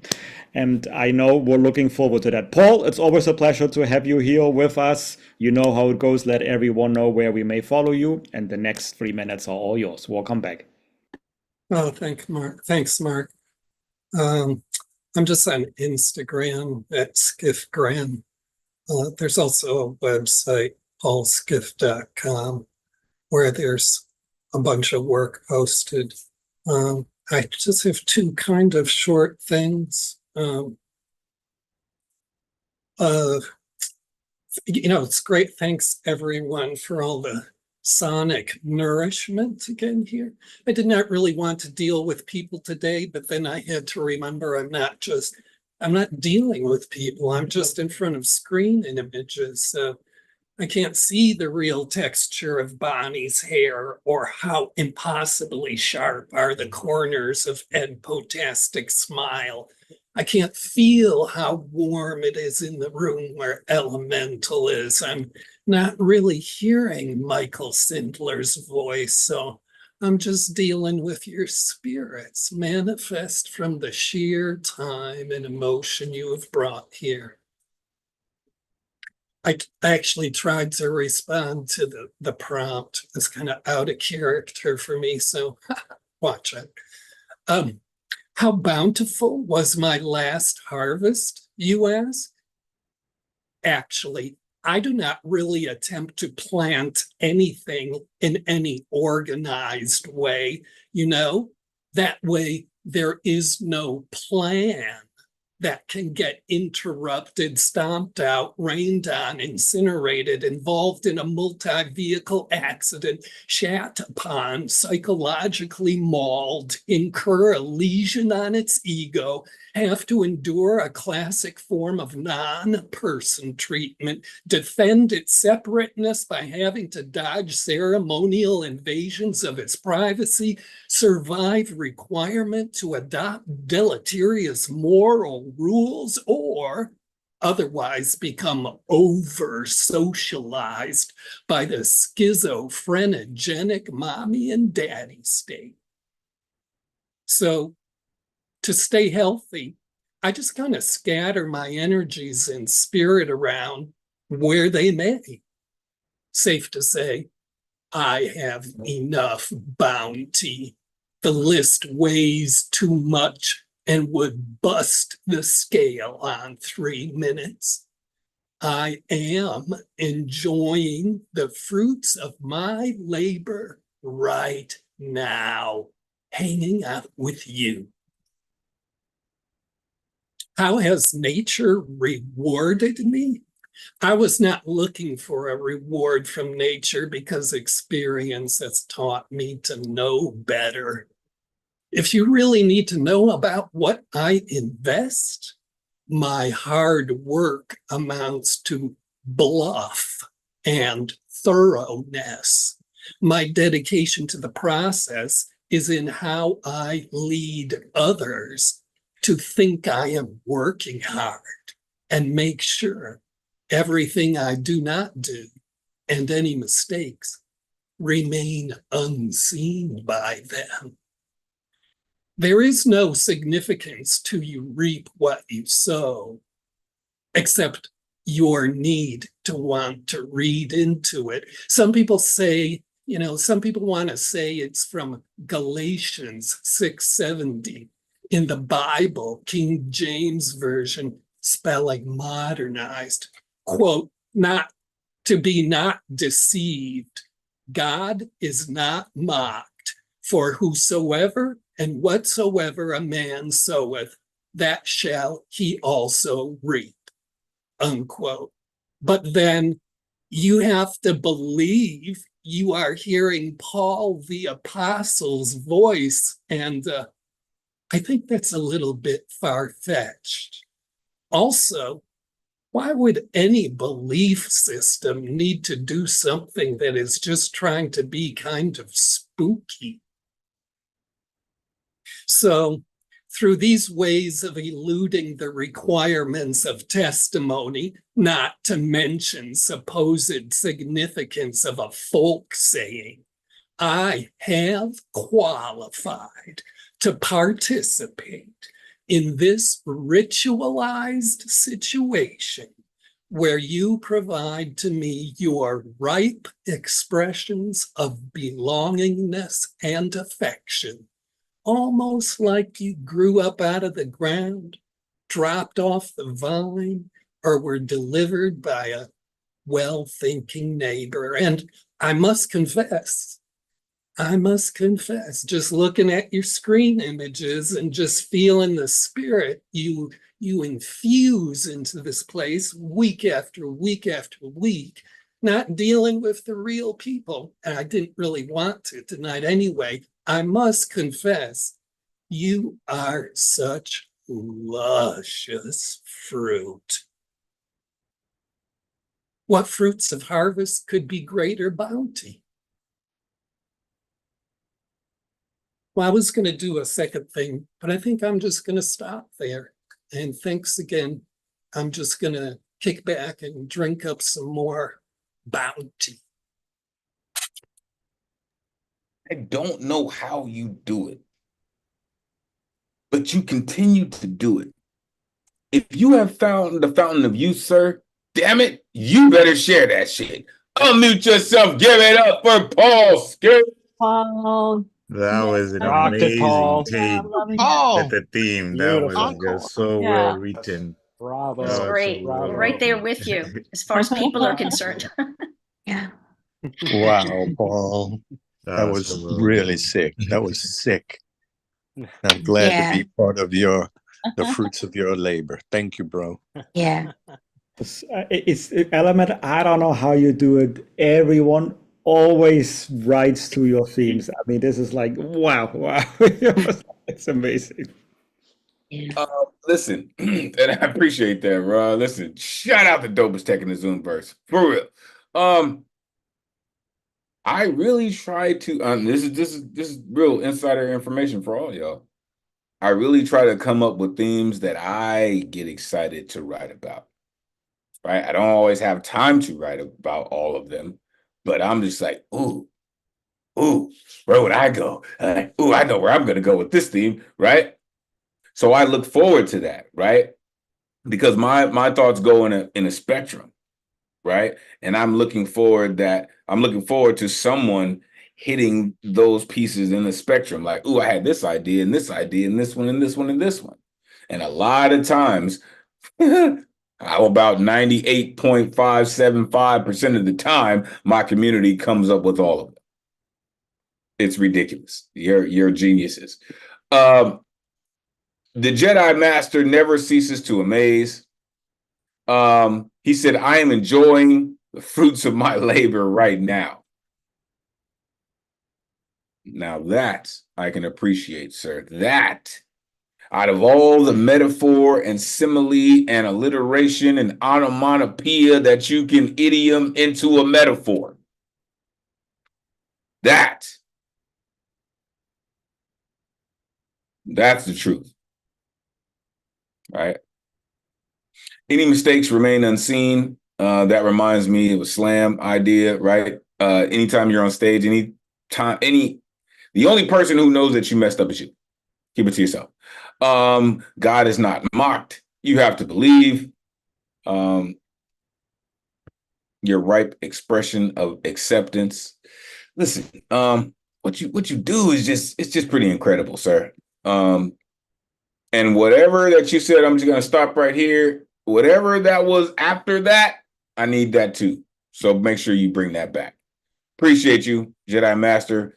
That cat's been doing it well for quite some time. So make sure you plug in with the Jedi Master. Coming up next, Great Scott, we have a pleasant gesture. Shout out the Poet Laureate of Teaneck, New Jersey, Scott Pleasant. The one and only Bill Elkin was in this spot this evening, but he reached out to me. Shout out Bill Elkins, Giants fans in the building. Wasn't able to make it, right? And then shortly after, I got a message from this next poet. It said, hey, I need a spot. And I was like, you know what? I know a cat named Scott Pleasant. And guess what? There's a pleasant gesture in this space. Coming up next, this incredible poet. Listen, if you've never experienced him, prepare yourself because he's kind of amazing. Don't let the smooth taste fool you. He does this for real. The one and only Garland Thompson in the building.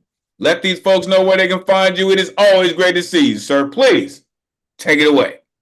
Thank you, Elemental. Thank you again for hosting. You are such an incredible host. Thank you so much. My God, you make us all feel so warm and wonderful and welcome. Thank you, thank you, thank you so much. And RMT, of course, best tech in the world. You too make us feel so warm and welcome. Thank you, thank you, thank you, thank you. I wasn't quite exactly aware of the theme tonight, so I'm not sure if this piece fits into the theme. And I've actually read this poem before, so this is a little bit different. This is actually going to be, I'm going to share a video with you that I produced and I edited. Literally just finished editing it like 2 days ago. It's kind of the unofficial premiere of it, if you will. Very few people have seen this before, so I hope you enjoy it. If I may share my screen, I will play this video for you, and I hope you all enjoy it. And I'm going to make sure I get this right. Optimize for video clip, share sound. Okay. And why is it's asking me to enter my password? Oh my God, no. Oh my God, I can't believe this. It's asked me, well. No, you should be good to go. Should be good to go. Really. Yeah. Technology doesn't always work with us, but we're going to work this out. Okay, it's asking me for my password to my Zoom account. Oh, good Lord, have mercy! I have to look that up now. No, I'm sorry, everybody. If you want to let somebody else go, and then I can get that password and figure this out, and then come back. Definitely come back. We can definitely come back. I mean, because I don't want to keep y'all waiting as I try and find this damn password. We will make time. We will come back. Definitely, your spot is still there. Stay on it. We'll come back. All right. Thank you. No problem. No problem at all. All right. So coming up next, listen, we will move on to this next incredible poet, author of Four Crescents, author of Black Calculus. This incredible former fencer always comes through to hit you in the pressure points with his poetry, because his voice is just that potent. The one and only Maestro Mathematics in the building. Let these folks know where they can find you, Math. It is always great to see you, sir. Please take it away. This is where I am Thursday night. I got two pieces. First piece, on becoming me. Unafraid of some far-off notion in the haze of an unformed future. Death is an end to the adventure of this life.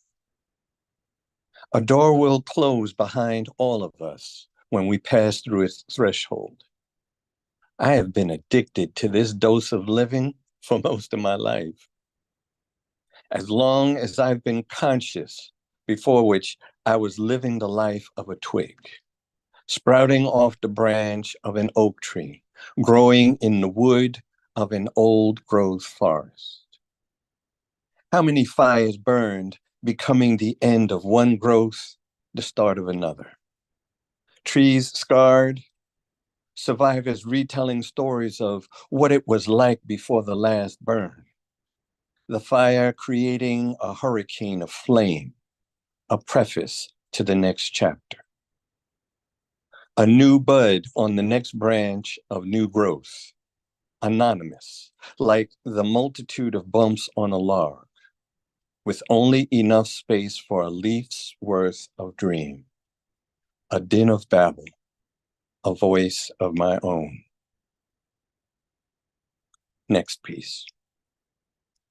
Meditation threads. Sitting straight back in the wooden desk chair, silent like meditation, Steady breathing, eyes closed, glaring at the back of my eyelids, waiting for the tick-tock, calendar, pages turn. Legs shifting, feet shaking as temperatures rise and feelings start to boil, slicing like daggers thrown from across the room, aimed at your eyes. Can't see them coming. Having thinking crazies, afraid of being seen, hoping to be obscured. Can't wrap your arms around that. I know crazy, and this ain't it. I've wrapped my arms around crazy. All I was hugging was me. Lean into vulnerability, feeling safe enough to fall into chaos, walking a fine line between now and never again. Standing against the wailing winds of trauma, gusting cycles of fear, pain, horror, sexual exploitation, physical battering, emotional abuse, psychological triggers, set like minefields, torched forests burn beyond recognition. The body releases its carbon. Every rock overturned, every wall crumbled. Trauma echoes resound in the silent body that mind wears like ill-fitting pajamas, makes us wear PTSD like calloused skin, broken bones scarred by gnashing teeth. Angers break my voice into 15 shards of glass, wood, and metal ball bearings, imploding inside a vest wearing a mask. A quarter smile turns into a dark, dangerous, terror-filled stare. Target shredded. Survivors call for extra band-aids to tape the tail on the donkey, me feeling like an ass that I grew manhood out of wild seeds, thrown on fallow macho. Maybe call for a piece of liver smothered in onions to regenerate another human being, instead of dirt turning to dust, tattooed with a mustache, expecting tree rings without nurturing the ground like you wanted something to grow. Peace. Expecting tree rings? Oh my goodness. Unmute yourself. Give it up for mathematics. Way to go, Norm. Oh, you're writing so Mathematics. sharp. Wow. The images Awesome. you create, It just was great. insane. Really great. Just Insane. you delivered that with such poise, balance, and equilibrium in your tone, which just gave it such great, impact. It's really made it all resonate with a very high volume. And frequency, I will add, Jedi Master, right? Volume and frequency, what you do. And it reminds me, right, of you being a fencer, right? You have to stay calm if you're trying to score points, right? That saber is only an extension of you, as it seems that your pen is also, right? Listen, on becoming me, I have been addicted to this dose of living for most of my life. Oh, that just whew. What it was like before the last burn, with only enough space for a leaf's worth of dream. Such a branch. Such a branch. Right? And then the way you deliver your work. Called it mediation threads. Aimed at your eyes, you can't see them coming. I know crazy. and this ain't it. I wrapped my arms around crazy, and it was only me.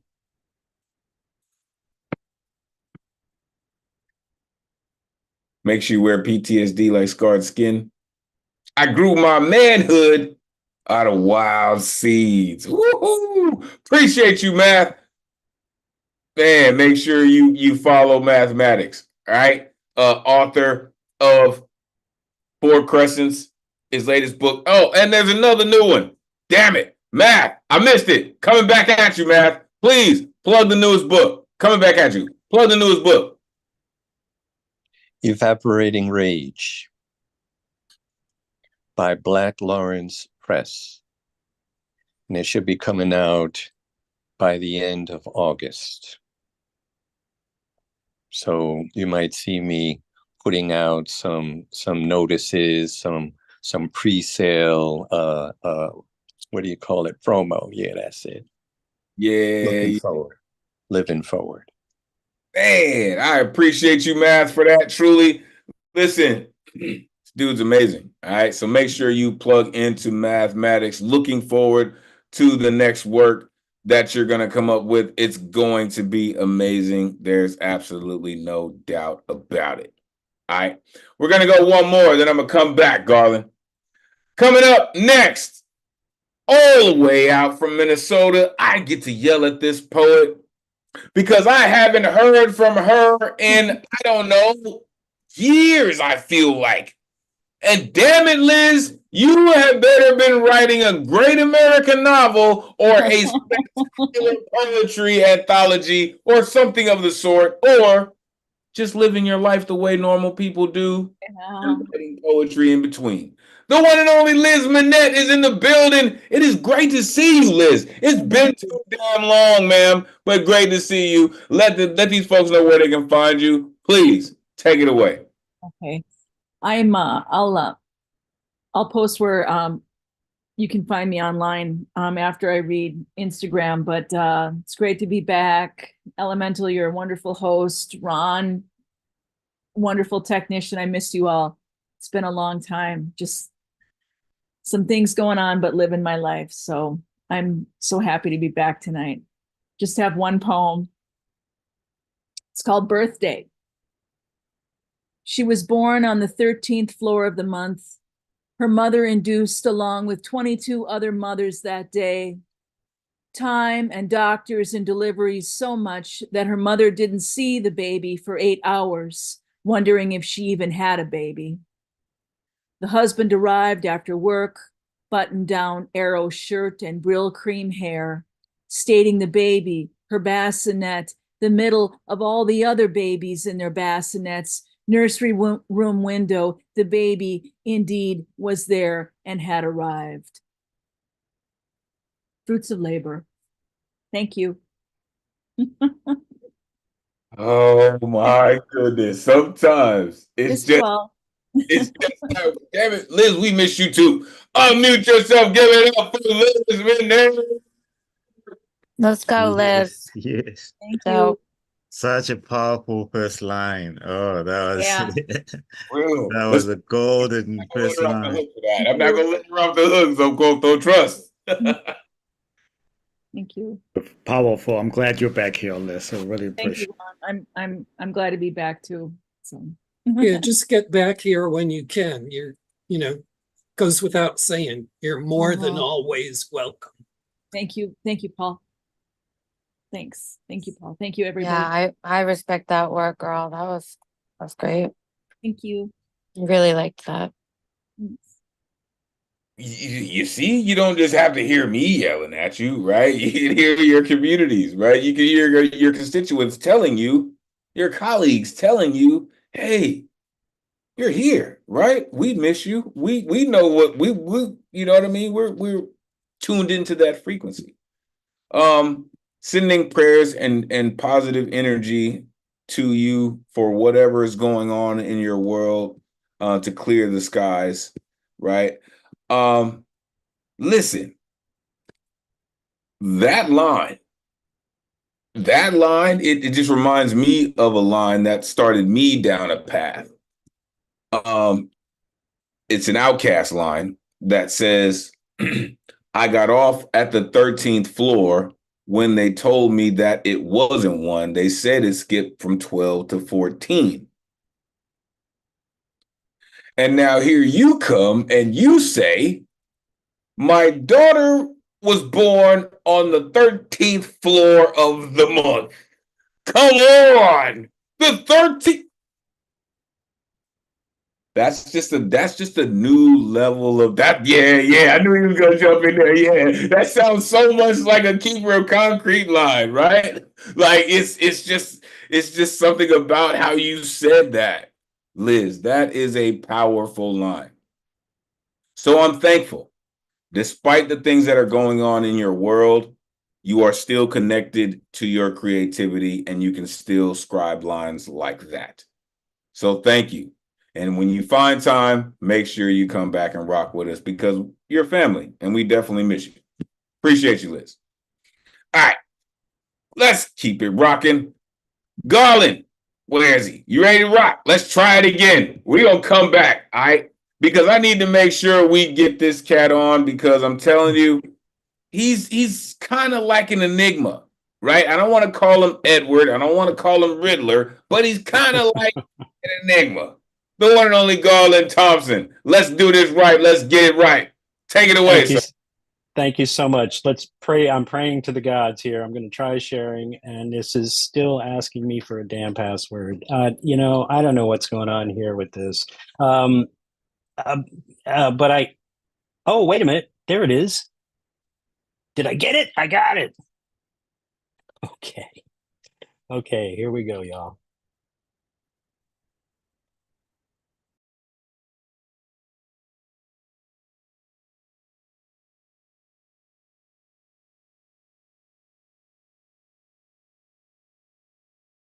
Ensign, we have no sound. Ensign Thompson, we have no sound.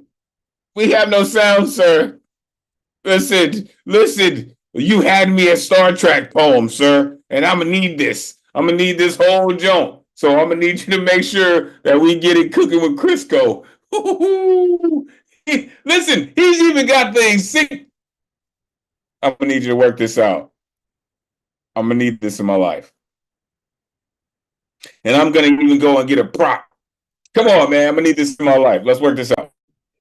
Okay, I'm trying to share my computer sound. It keeps asking me for this stupid password. I cannot understand. I have no clue what this is all about. I'm really sorry, guys. This has never happened ever in the years I've been using Zoom. I can try, and my password manager is not pulling up.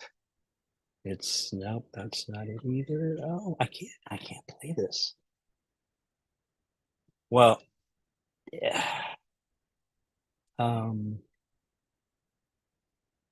It doesn't want to let me share my computer audio without.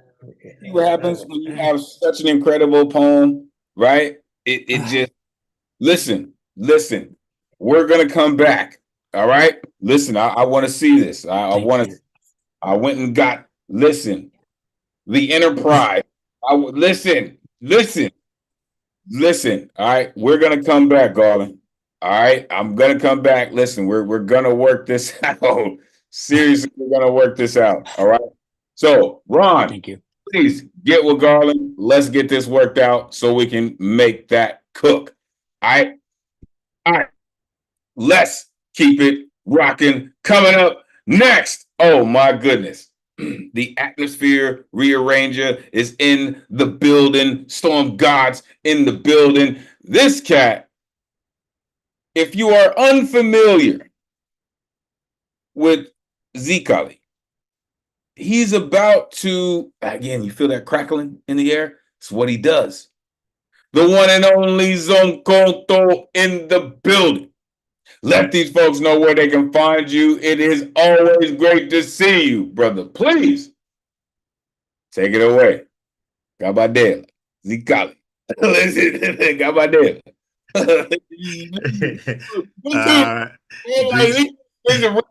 Take it away, man. Thank you to everyone who has shared their poetry with me. Much appreciated. I wrote this to theme, and I wrote it today in honor of greenhouse workers. So this is fruit of their labor. The workers lamented to the farmer that the greenhouse was haunted, that in the late hours as they stacked the carts to overflowing, invisible hands tipped them over. And that as the apples rolled onto the plastic-covered floors, the ones in their throats bobbed up and down, while their hearts cursed Adam for whatever sins that every evening was now punishing them for. Because as soon as the sun went down, the greenhouse became a grave orchestra of shuffling bones, mixed with muffled tones of bygone plantation songs.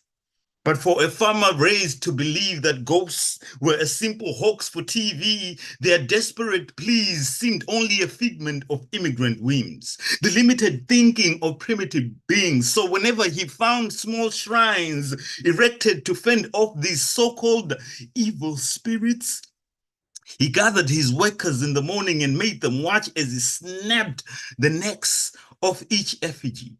But when he was done, he never actually burned them all. He kept some to entertain his friends at the bar and some for his daughter, who sold them to curious customers at their local fruit market store.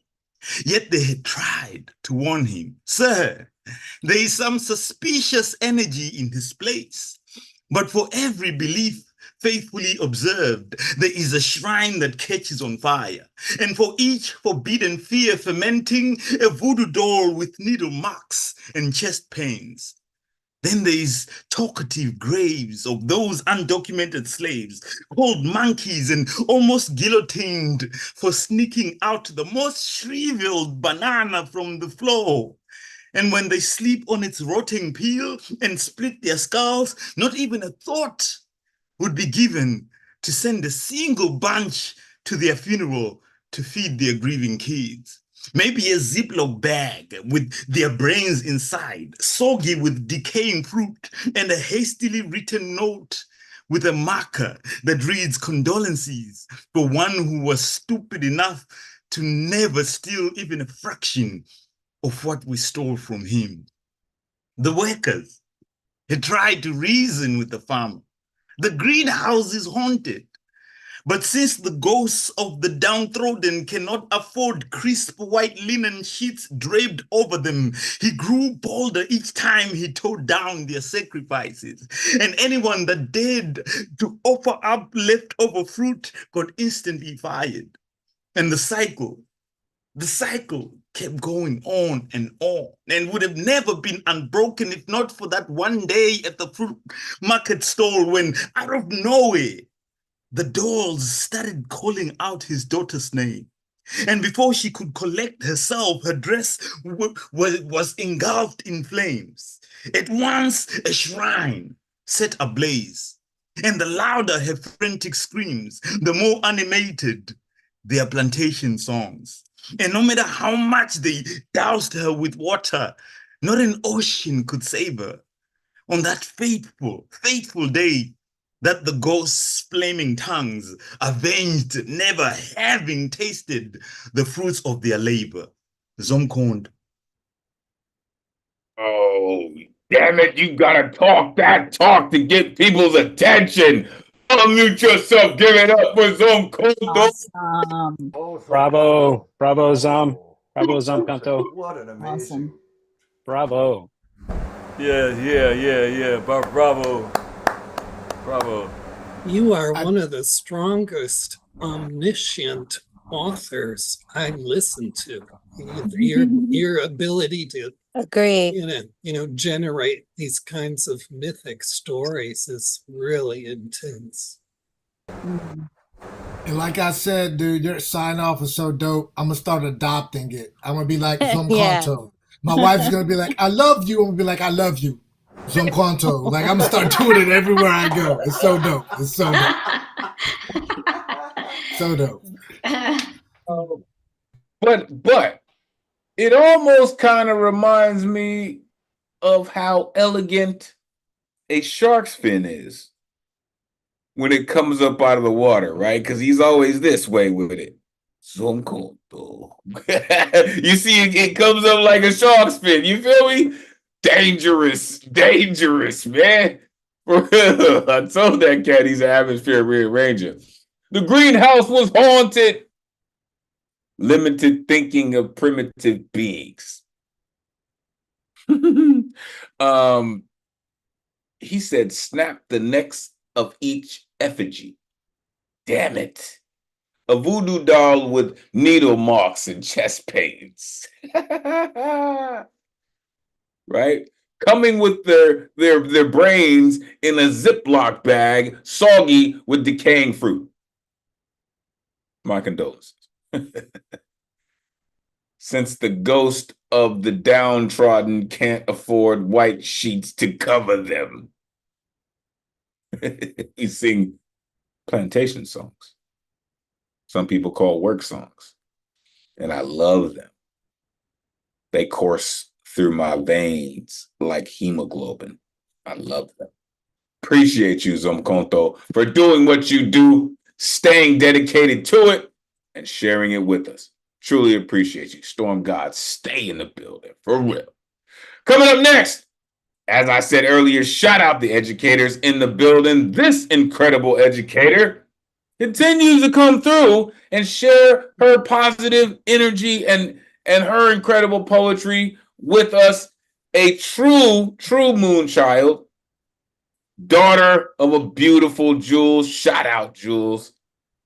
Always sending positive energy. The one and only Marianne Teft in the building. Let these folks know where they can find you. It is always great to see you. Please take it away.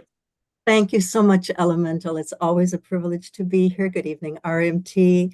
As our great late friend Gustav would say, beloved poets, and a special shout out of thanks to Zomkonto for giving me that shark fin, because I am indeed here tonight on a boat called Moonchild in the Simpson Bay Lagoon on the Dutch Caribbean island of St. Martin, which is lit by tangerine sunshine. If you peer closely into the lagoon, you must see it is anything but blue, or better, it is everything and blue. There is a bit of the green that shaded us when we were young, and our promises too. There are the rose petals that unfolded as you raised your hands for the bouquet, and there is the mauve that burdened our conclusions in our final months and days, yet woven in the undulating surface of the water, frozen gray like love that seeks a fireside in winter, threads of hazy tangerine sunshine whose flavor lingers on the tongue where golden kisses leave their indelible scent. Thank you, poets.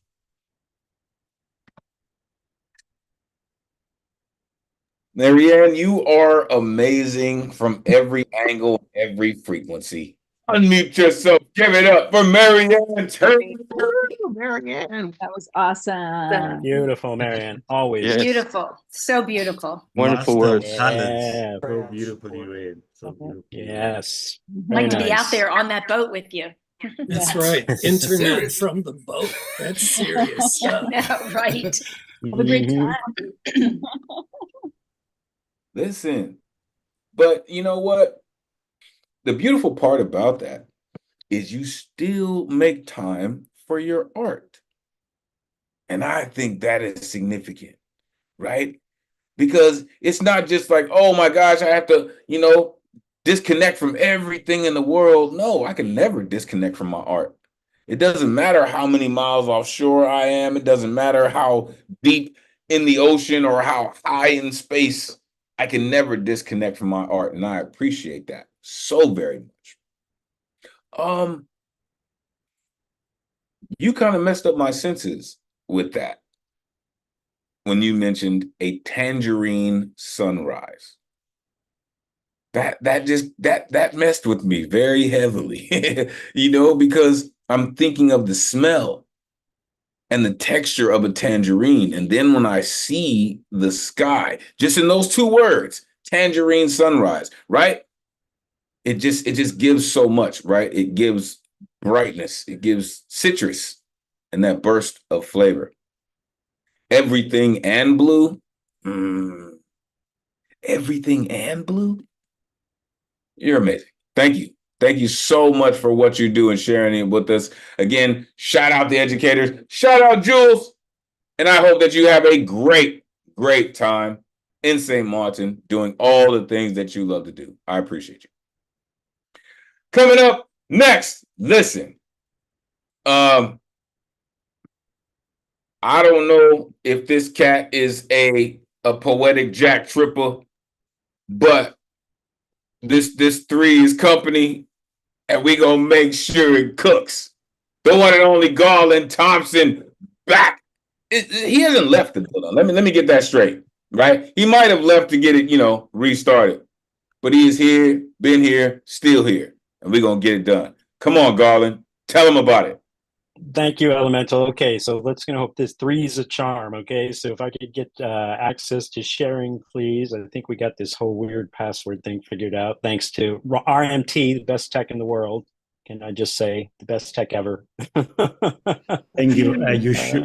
You should be fine to go now. Okay, I think so. And yeah, I think, all right, so we're going to do. You're a genius. Okay, so now I can share my computer sound, yes. In stereo high fidelity, no less. Okay, y'all, here we go. Camera is set. And action. This poem is called Ensign, Hand Me Your Phaser, aka If He Only Knew.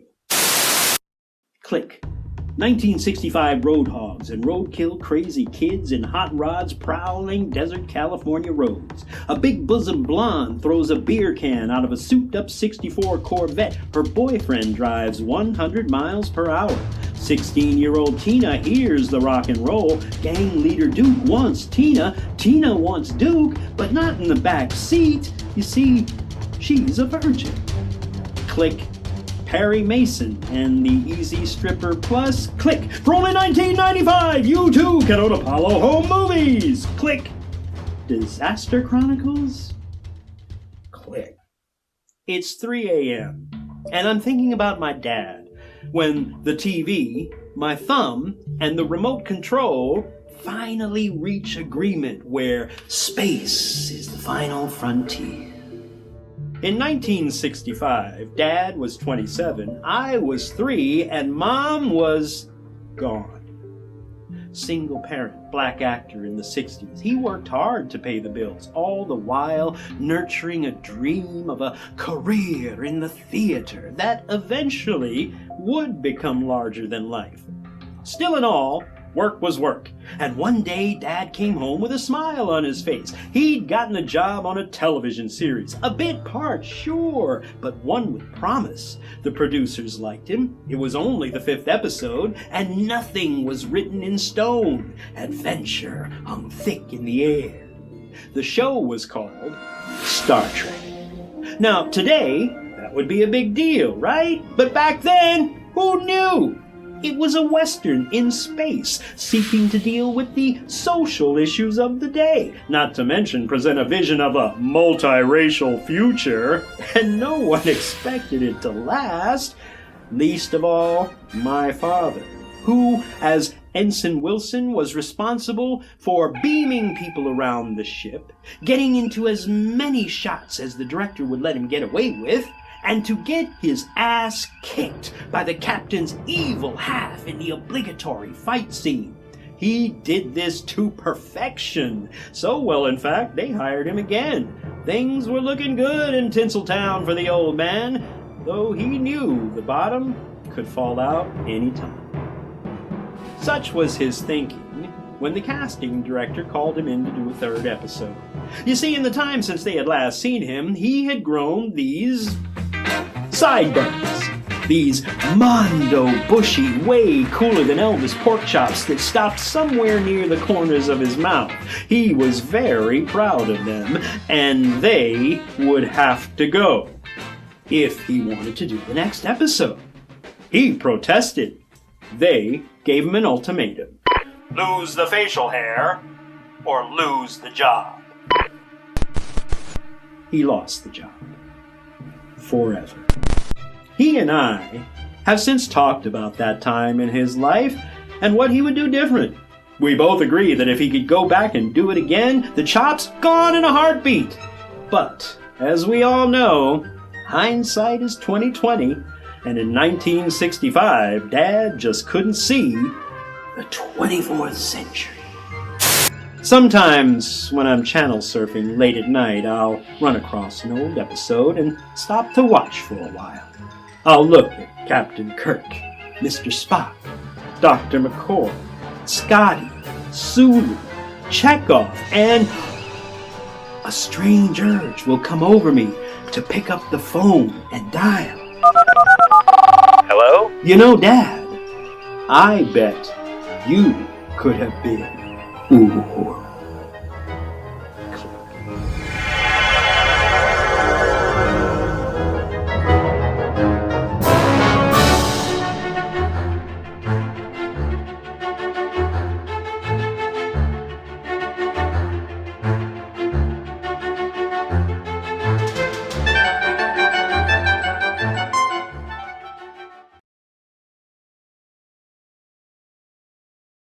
I'm dying. I'm fucking dying. This guy. Unmute yourself. Give it up for Garland Thompson. That was cool. That was so awesome. Okay, that surprise for the night. That was That is one of the unbelievable. So mind blowing. One of the coolest things I've ever seen done with poetry. Oh my God. And it I was need true. to see that again. Like, Right, do you right. have a YouTube channel where you post these? Wow. I do have it on YouTube. I somehow, I didn't mean to, but I released it publicly and now it's out there. So I do have a link. I'll put it in the chat for people if you want to go check it out again. Hit him with Thank it, you. Garland. Just do the thank you, Garland Thompson. Hit him with it, Garland. Just be like, thank you, Thank Garland you. Thompson. Thank you, Garland Thompson. Y'all are awesome. Thank you. And you're the first real group. So this is my unofficial premiere of that. Wow. And there's more of those to come. So thank you. It was Great fantastic. premiere. Yeah, that was Fantastic. really cool. Really wonderful God. hidden cultural history nobody would otherwise know if you weren't inspired by your father's story to do that. Yeah, the video was such a wonderful way to expand the poem, which I think you had done once here before, because I remember Yes. a lot of the key Yes. lines, but just the Yes. way you were mimicking the editing and stuff, that was just so superb. That's exactly what everyone sounded like back in the 50s and 60s on TV. That's exactly how they presented everything. It was just perfect. Perfect, really. Thank you so much. Worked very hard and long on that one. And yeah, tried to put a lot of love into that one. So You did. Your voice was perfect. Thank you. It was. Thank you. And the editing was informed by years of doing the poem. So, I know the poem pretty well. Oh, right. And Oh, man. the final piece was the music. And I know Baba and Goma would appreciate this. The final piece of it was the music. And I've been struggling with the music for months. And then this app came out that allows me to do it. And I found it and it just all came together. And I was like, oh my God, there's a whole other emotional level that I didn't even realize it was there, that the music is allowing to come out. So I'm Right. Wow. Well, Well, you thank had the you. range Thank you of all. the show too, because you were, it's like you're not taking yourself too seriously in the way you deliver it, and neither did Star Trek. No. Mhm, It's true. mhm. That was great. Thank you, Garland Thompson. Thank you. It's great. That was great. Yeah. And I'm thrilled that Zamkanto finally got to see it and hear me and got to hear it. I've been missing Zamkanto, so thank you so much. Listen, as I have said many times, folks, and I know, right, Repetition is the father of learning. However, I love this community. And it really is the greatest community in the world. Because we truly do stretch from the form poetry to the inspirational poetry, to the energy that we can all feel, right? And I can't really thank you enough for that. You can't really prepare yourself for something like that. But I came up a Trekkie. So I've seen those episodes. My father was a Trekkie. So I've seen those episodes, sir. And for you to do what you did, and I dabble in video edits, that was well done. From the insignia on your jacket to the way that you beamed out of that scene, it was fantastic, sir. Thank you for that. I look forward to the next one. However, the only problem with creating a masterpiece is creating another masterpiece to back it up. But I'm looking forward to it. Appreciate you, sir. That was fantastic, right? And listen, the shark's fin is going to be a thing. It's just going to be a thing. God damn it. Got my damn. He just did it. All right. Before we move on to listen, I don't know what I want to call them. But before we get to them, she know what I'm talking about. Before I get to y'all, and I'm thankful for you, East, because you came through. Before we get to them, we are going to come through with an artist that came through last week. And I believe she heard what we said when we said, welcome to the greatest community in the world. She believed it. And she is back to show us that she means it. The one and only Elizabeth Horan is in the building. Let these folks know where they can find you. It is really great to see you for the second week. I hope that you understand that this is now your home. Clear your Thursdays because, ma'am, you have truly fucked up because this is where you need to be. Please take it away. Thank you. Elizabeth Horan here at Horan Poet on Twitter and Instagram. Yeah, I came back. You know why? Because you guys made me feel incredible just the whole thing was so special. I was so nervous. And also thank you to Elemen2al and RMT for letting me get my kids fed dinner, then kids to bed. And here I am. Now I'm going to read. So thank you. I'm thrilled to be here. And I love this community. I think it's awesome. Up here in Vermont, we have a lot of roadkill, and it's a really hard thing for me. When you talk about reaping what you sow, it's hard for me to even go out in my car because I've killed things in my car.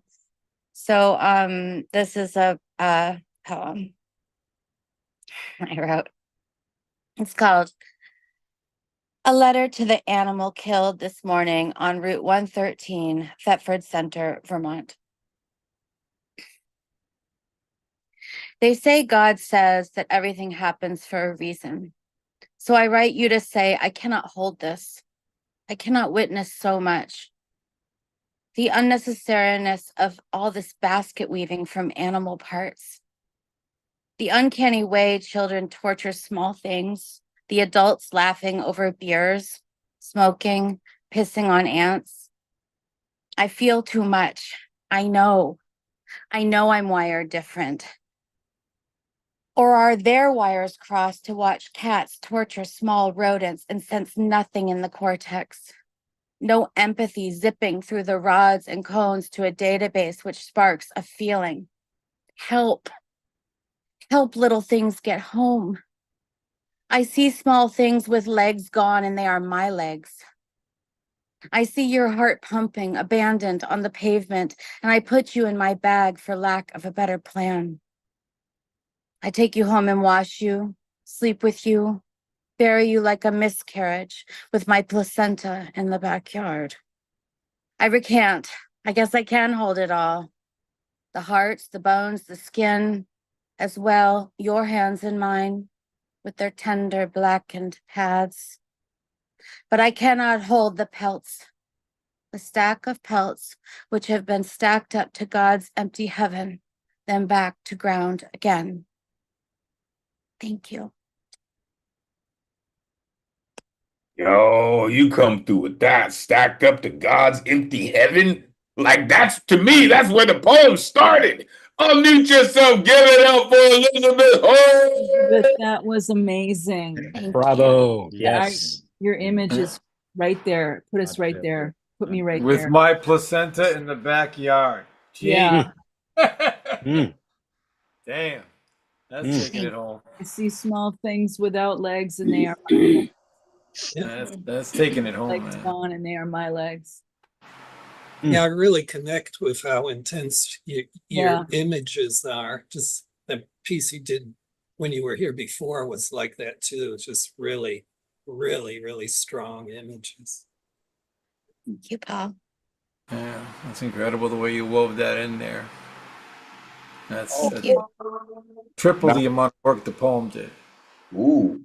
Thank you so much. Thank you. You see, this is why I say it's the greatest community in the world. Is you don't just have to take my word for it. The community will tell you how they feel, right? And listen, we don't have to blow smoke. We blow smoke in other ways. We don't have to blow smoke up culos. But that's not what we do, right? But when we feel things, we tell you. So I implore all of you, make sure you're checking into the chat, because your colleagues are telling you the lines and the phrases that have jumped out to them. And I'm telling you how powerful that is, right? You said, I write you to say, I cannot hold this. What? Basket weaving from animal parts. Come on. Listen, I'm not knocking anyone who does it. In my opinion, that's pretty barbaric, but that's just me. That's just me. That's just me. I feel too much. Sorry, that is the thought of every poet. That kind of comes along with our blood being red, is we feel too much. And sometimes, to quote my mentor, shout out Ant Black, sometimes people will bleed into their hands just to believe that they have a hold of their life. I know I'm wired different. Sorry. We are. Thank you, Elizabeth, for hanging out with us. Listen, we'll make room for you, right? This is what we do. We're about family. We're about community.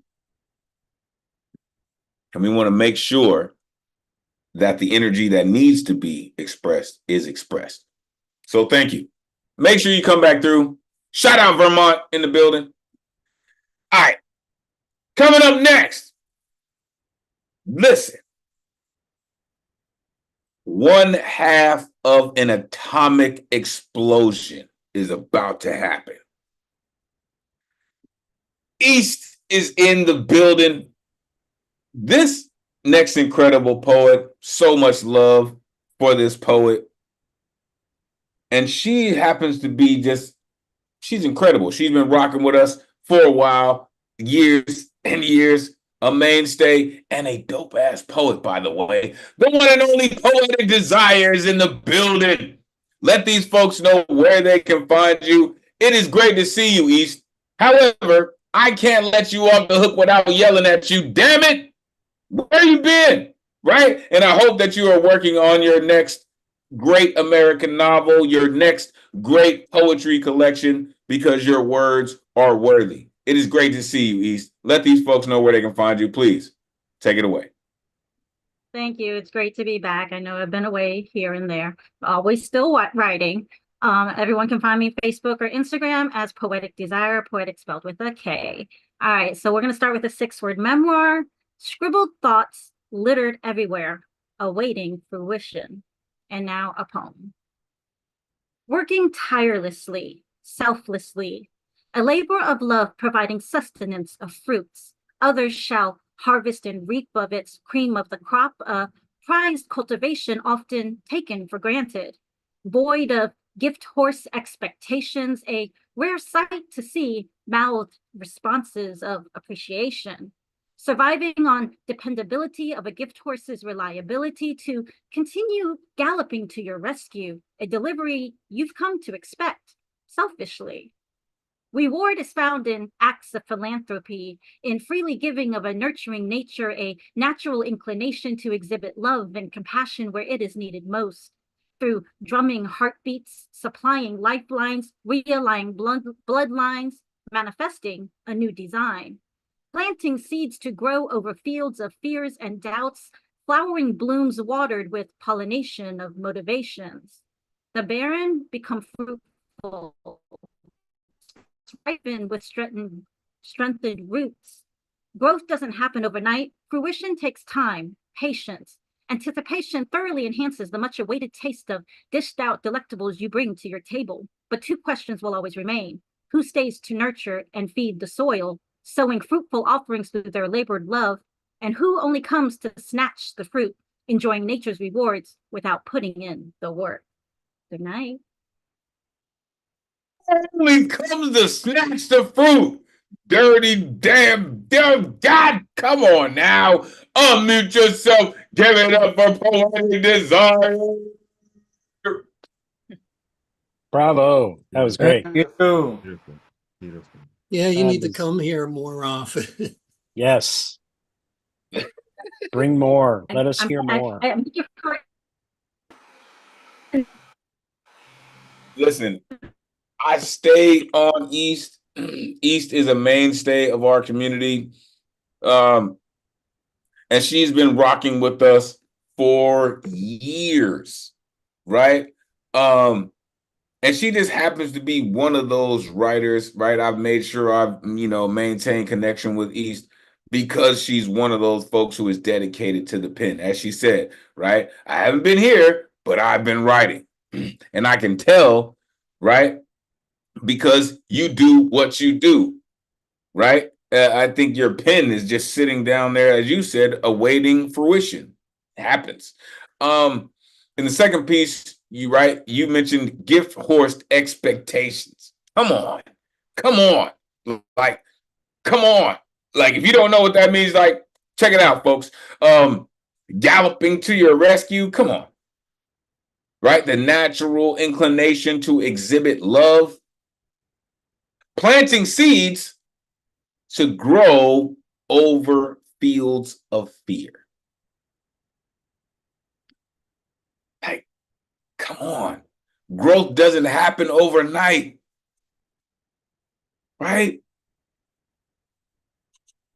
You gotta be patient. But that's also part of being a poet. You gotta wait. Thank you, East. Golly. Like, it's been too long, East. For real. And I understand life be life. You know what I mean? Make sure you come through. All right? Always great to see you, East. Again, a mainstay of our community. Make sure you plug in with Poetic Desire. Shout out the VA Poet. Shout out the venue on 35th, man. Listen, it's business. All right? Coming up next. And I want to make sure that this cat's ready to rock and roll up. I got a chance to experience this cat for the first time on Friday. Shout out Open Minds, Open Mic. This cat's a little bit different. Haven't heard from a cat like this. This is his first time. But I told him when I heard him the first time, folk, this is who I was rapping with you about. I told this cat when I heard him, you got to come through Nuyo and let the world hear what you do. Ladies and gentlemen, he is here. The one and only Godchild, the Omen, is in the building. Let these folks know where they can find you, man. Listen, I am thankful. Shout out Poetic Desire. I am thankful that you came through. I don't know what you got for us this evening, but if it's anything like what I experienced last time, ladies and gentlemen, secure your seatbelts. It's about to go down. Come on, Godchild. Take it away.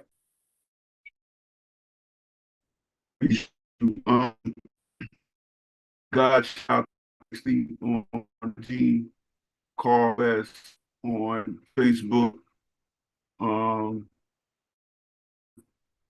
I do words in here. You know what I'm saying? So I'm gonna give you some words. Lose your mind. Let it fall to the people.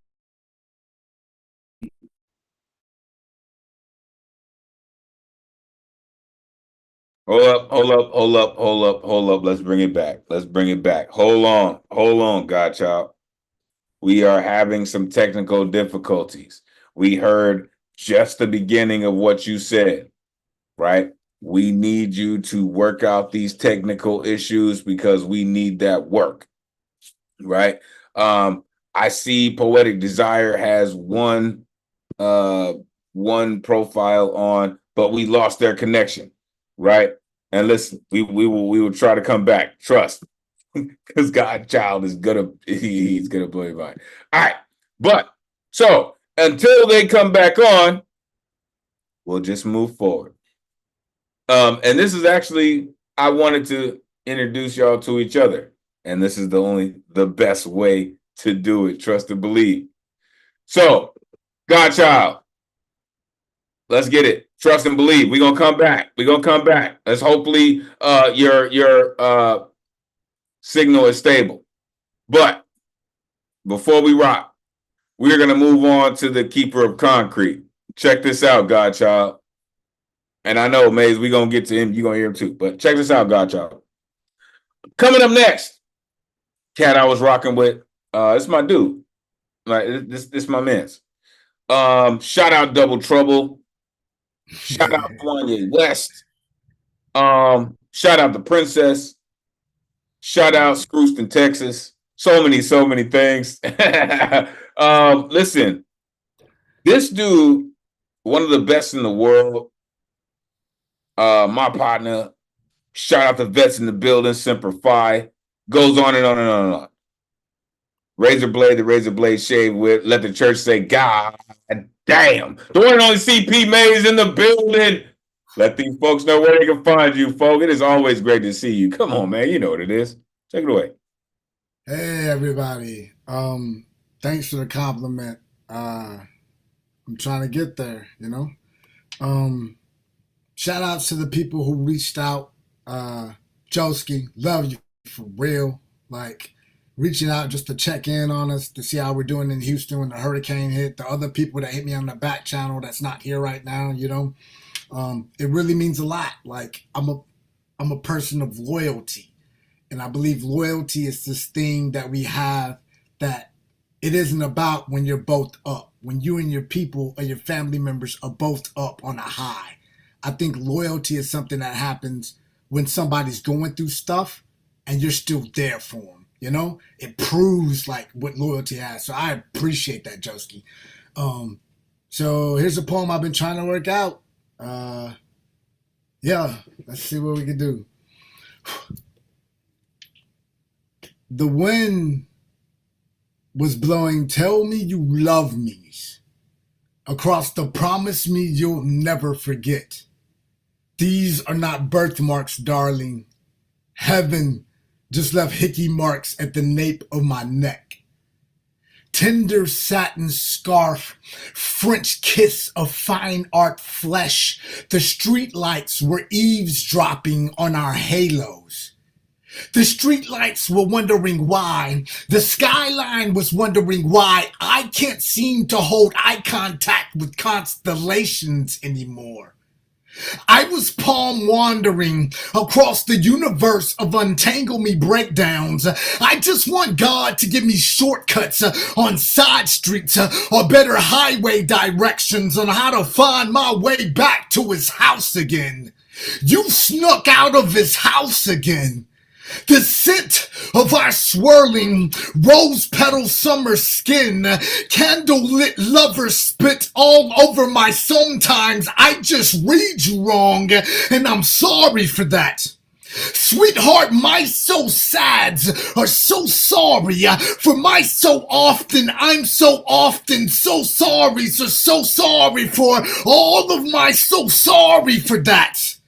I'm so sorry for how my hands maneuver across the curvature of your table of contents body, bookmarking my past mistakes, lost like looking around for the any next chapter. I'll be blessed by thee. Please let me be in the manuscripts of your dot, finally frisky, wishing dream well scented end of birthday sexy suit fit of fragile firm form, wet angelic silhouette sweats of a miracle in your media shower mouth smile, sexy as a dot ellipses. Please tell me if I'm worthy of another chapter to be written in, written off, or written out, or written down. Good riddance now. Yesterday, I flipped the bird towards one of my fragile backbones. Realize the mirror's just a professional liar and karma's just a blank check. Life is a who I can't keep wet. Gamble on yourself even if you're just a poker face bet. Sexy is, oh sweetheart, not me please. Who the fuck hold me? Yes, little old me, so please, my pretty please don't, never mind little old me, my catharsis is a comet's tail. I hitchhike through the galaxy of your grin on. Your mouth is a miracle heaven doesn't make anymore. Mi amore, your tongue has become a bully in the back of my throat. Your French kiss is the parole board freeing me from all my bad convictions. Your thighs, two lips, a two-strike pitch, bi-tone plans on hitting a home run through your heart. A house. I've packed my bags and left from way too many goddamn times. The fever of your feminine sexy scripture sweat, my favorite sensual across skin nibbles, my favorite font. I want to dip all of my typeface into the narcotic liquid of your silhouette, just to write, rewrite, and edit myself back into the nape of your neck. Deep dive underwater wishing wells with you until I owe you every vowel in my breath. Hashtag respect. Hashtag I'm a fucking train wreck. Hashtag I love with no regrets. Hashtag you are my no regrets. Sexy, sweetheart. It's an insult to the skin you wear. Boom. Hashtag Mr. fucking ridiculous. Like Mr. Like he's ridiculous. Unmute yourself. Give it up for CP, man. P Maze in the house. In the house. In the Maze house. That was one of the best performances I've heard you do, CP. You had the pacing so excruciatingly lovable. And you are really one of the very few people I know who can make goddamn really sound poetic. Oh man. Your Oh, mouth Paul is the Skiff. miracle heaven doesn't make anymore. Jeez. Oh, that's going on my list of pickup lines. Word. Use it. Use it. Yeah. Oh man, that There you go. Thank that's you. powerful. That's Listen, powerful. I Getting know there. this cat, and I still can't figure out how he does this shit. And we rap about 10, 20, 30, 40,000 leagues above and below the sea. And still his brain is like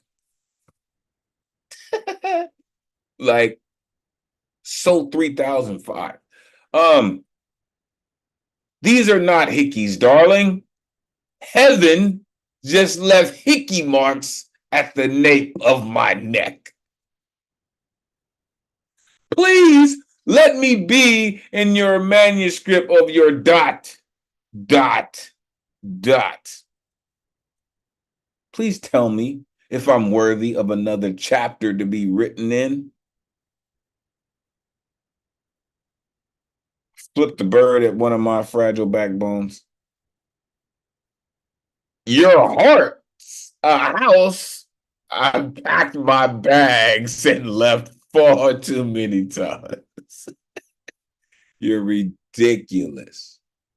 Just to write and edit myself back into the nape of your neck.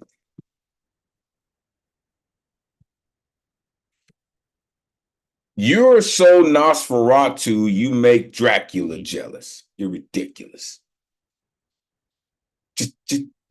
Just saying. Appreciate you. Shout out Concrete Generation. Shout out Lotus Generation. Incredible artists. Truly. All right. We have reached the last person on the list this evening, folks.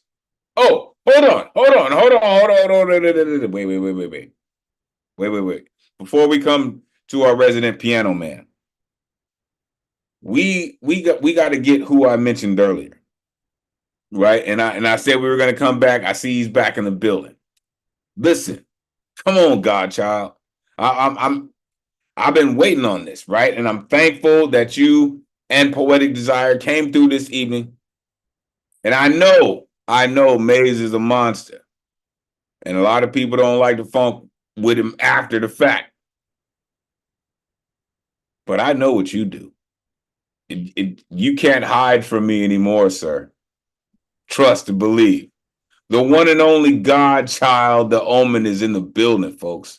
Prepare yourself. Come on, man. Take it away. Hey, yo, I just want to know what Catman Bill eating.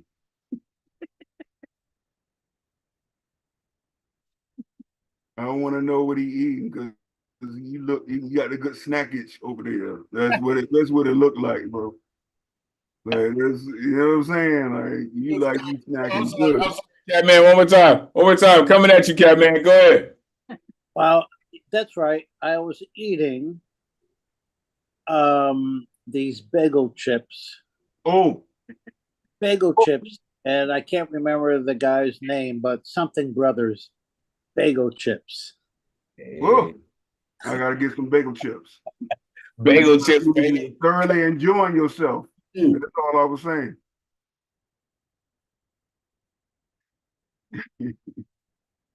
All right. I know the theme was, what was the theme? Fruits of labor. The fruits of labor was the theme, right? I was coaching a bunch of kids, bunch of poetry kids, B&V. I know you heard it. Oh, and you from, all right, this Nuyorican, you know Mo Brown then.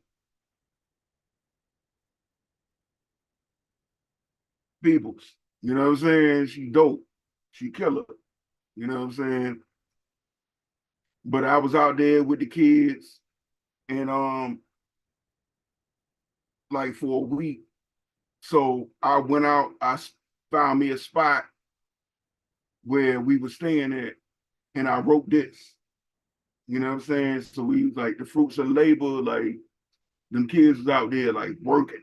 You know what I'm saying? Like having ciphers, doing a thing, killing it. So this is what I wrote when I started earlier. Lose your mind. Let it fall into the page. And then plant your feet until you become part of the stage. Become a vessel, unrecognizable to your own self, to the point that even your mother is skeptical, thinking that you have to be someone else. I mean, whatever you're doing, be what you're doing. Misplace yourself on purpose. Be the embodiment of out of body on surface until your epidermis matches your inner workings. So you got to get out to get in. I mean, you got to get in to get out. I mean, look, whatever way you going, it choose a different route.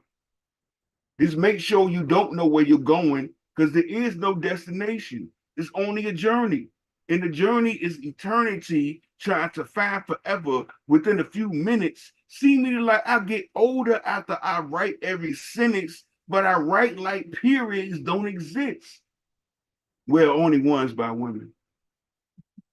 I mean, be so into what you're into that you become the utensil and people can actually eat off you. That's food for thought, or rather thought for food.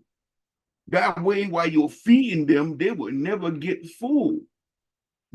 Manner and grammar, questions become inadequate for answers, you go in.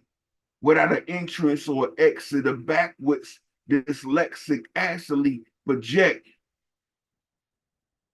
Mental calisthenics, making your synapses flex. Rapid eye movement while you're wide awake. Avatar state. Making the words that lay heavy on your heart levitate, because what you have to say has weight. See, thoughts are things. All things have thought. So by that logic, if I think hard enough, I can actually cause this shit up.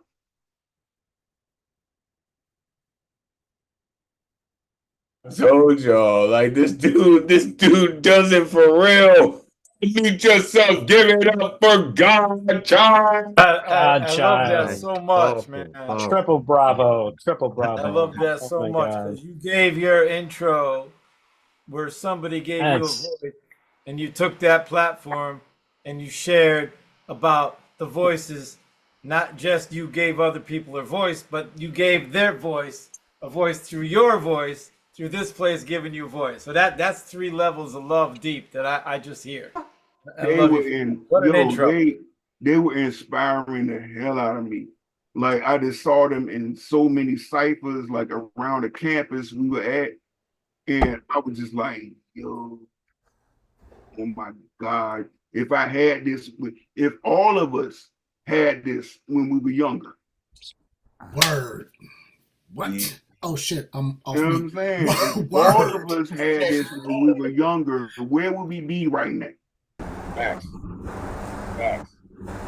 And the crazy part about it, Godchild, like I know, like giving back to the youth and those writing workshops, like I often feel like, fuck, I took away more than I gave. You know what I'm saying? Like those kids just feed you so much that you walk away sometimes feeling like, yo, like I feel like I didn't give enough.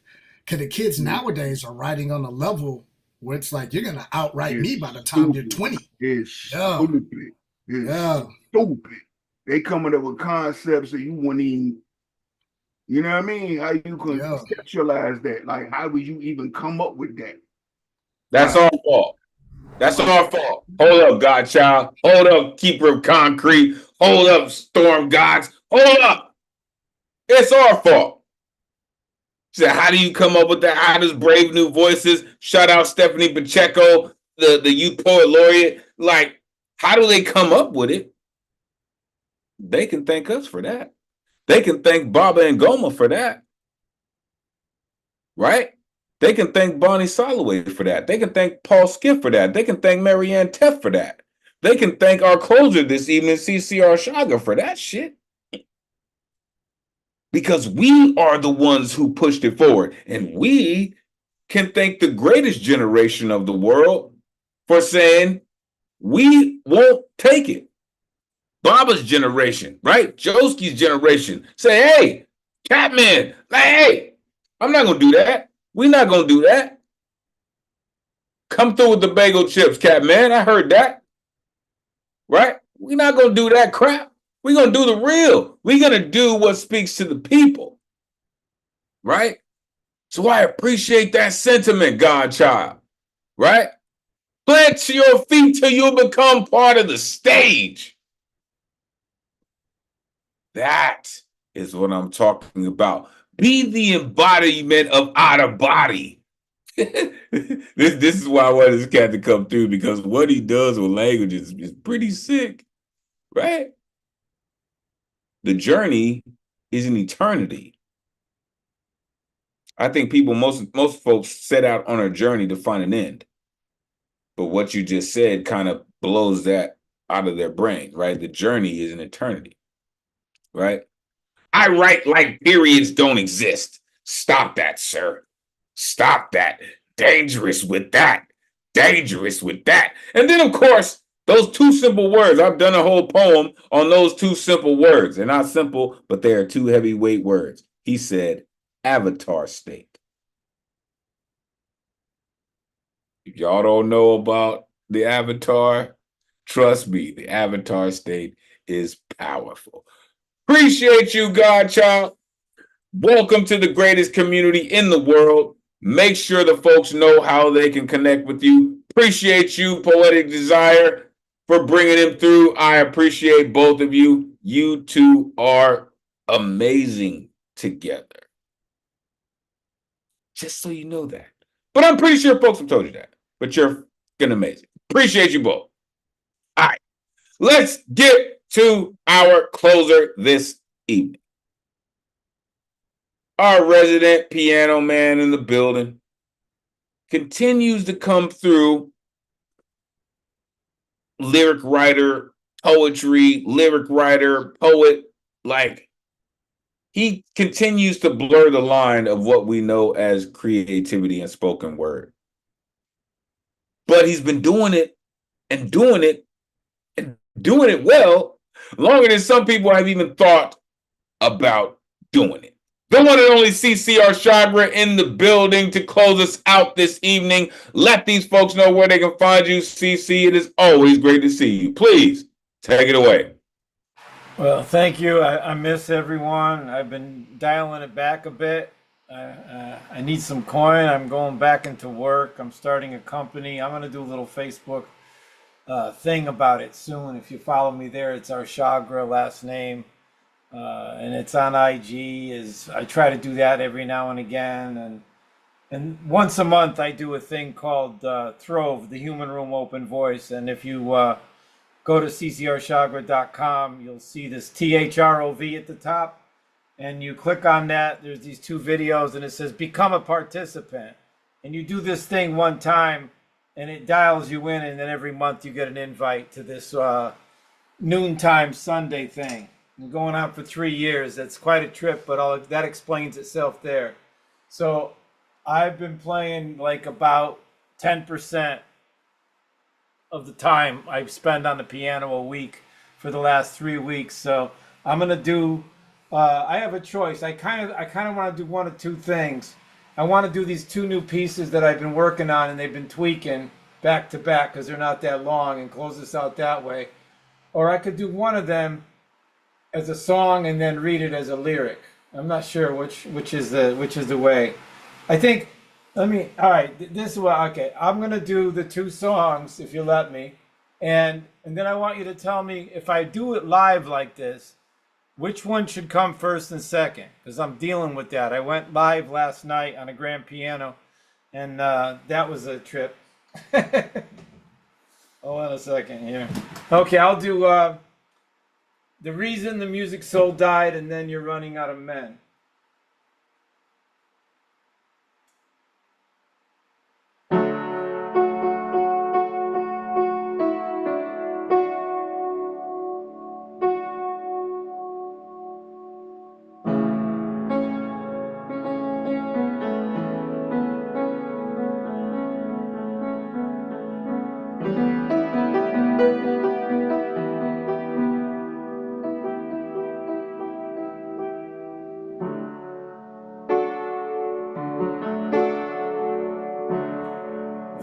a reason the music soul died inside an American pie. Dying empires bought up the skies, and you believe what they poured in your eyes. And the virtual screens all lit up and said, "Look out, there's an enemy inside your head." So it's time to mask up and believe all the fears and press agree and give up your soul here. There's a lesson about walking dead with a job and no critical head, while the whole time you're told who you're not. Just click like to believe all you lack.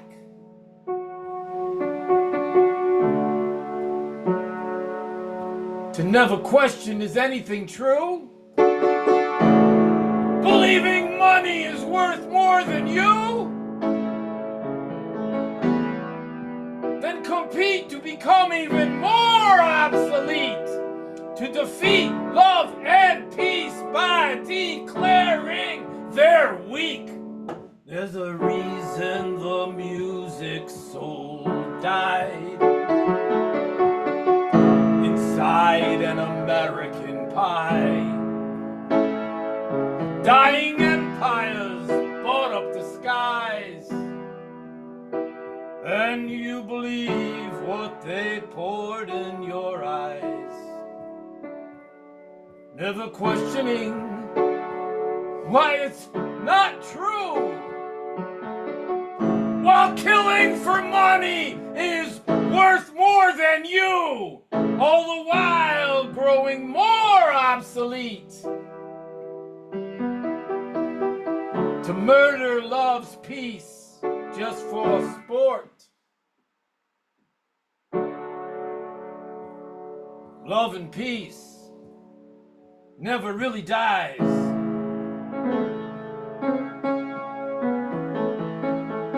You were taken, and survival took more.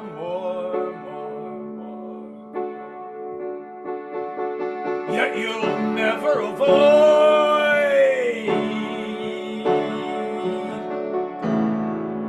Nina's and Billy's true voice, and every slave song that's ever been born. And every time music's life force seems gone, past the reason the music's soul dies, under a plantation sky. So bye-bye, Miss America's life.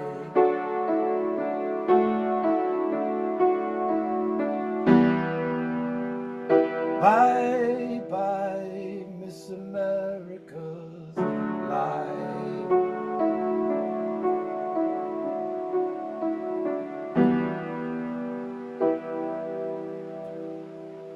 Bye-bye.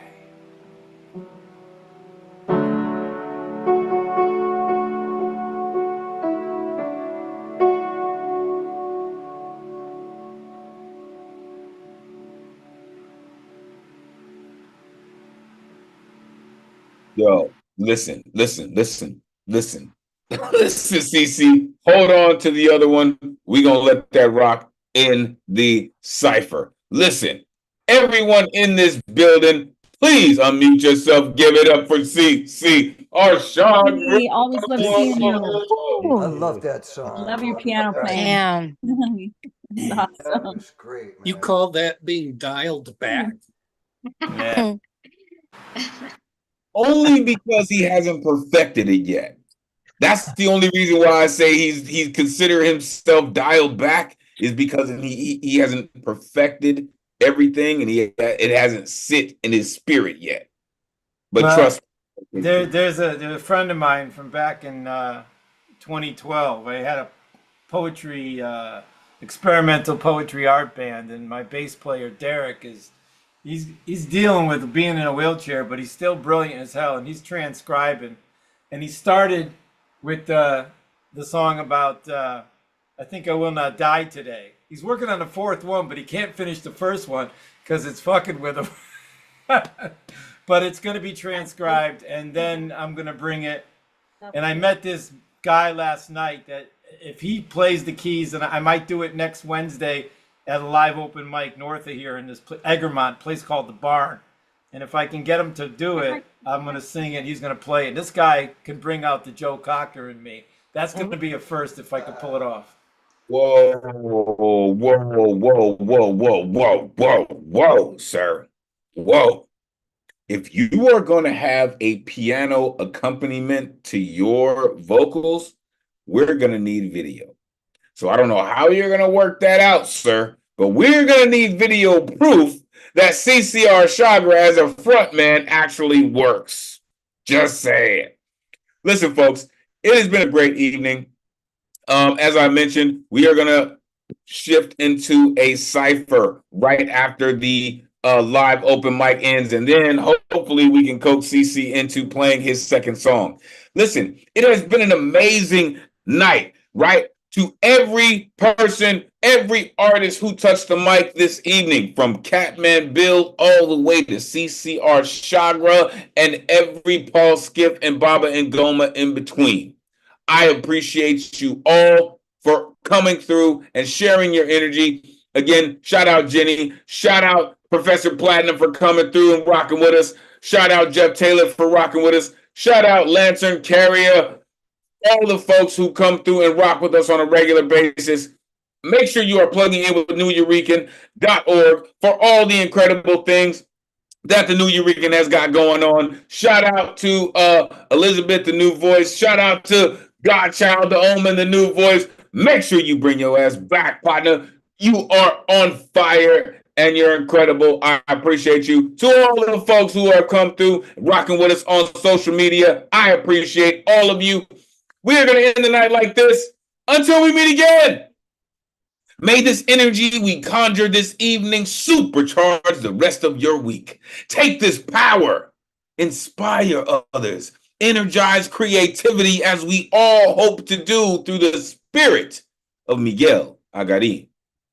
Your voice is appreciated, necessary, and always valuable in this space. Thank you for sharing it with us. On behalf of the greatest community in the world, it has truly been a pleasure spending Thursday night with y'all. Until next week, peace and blessings.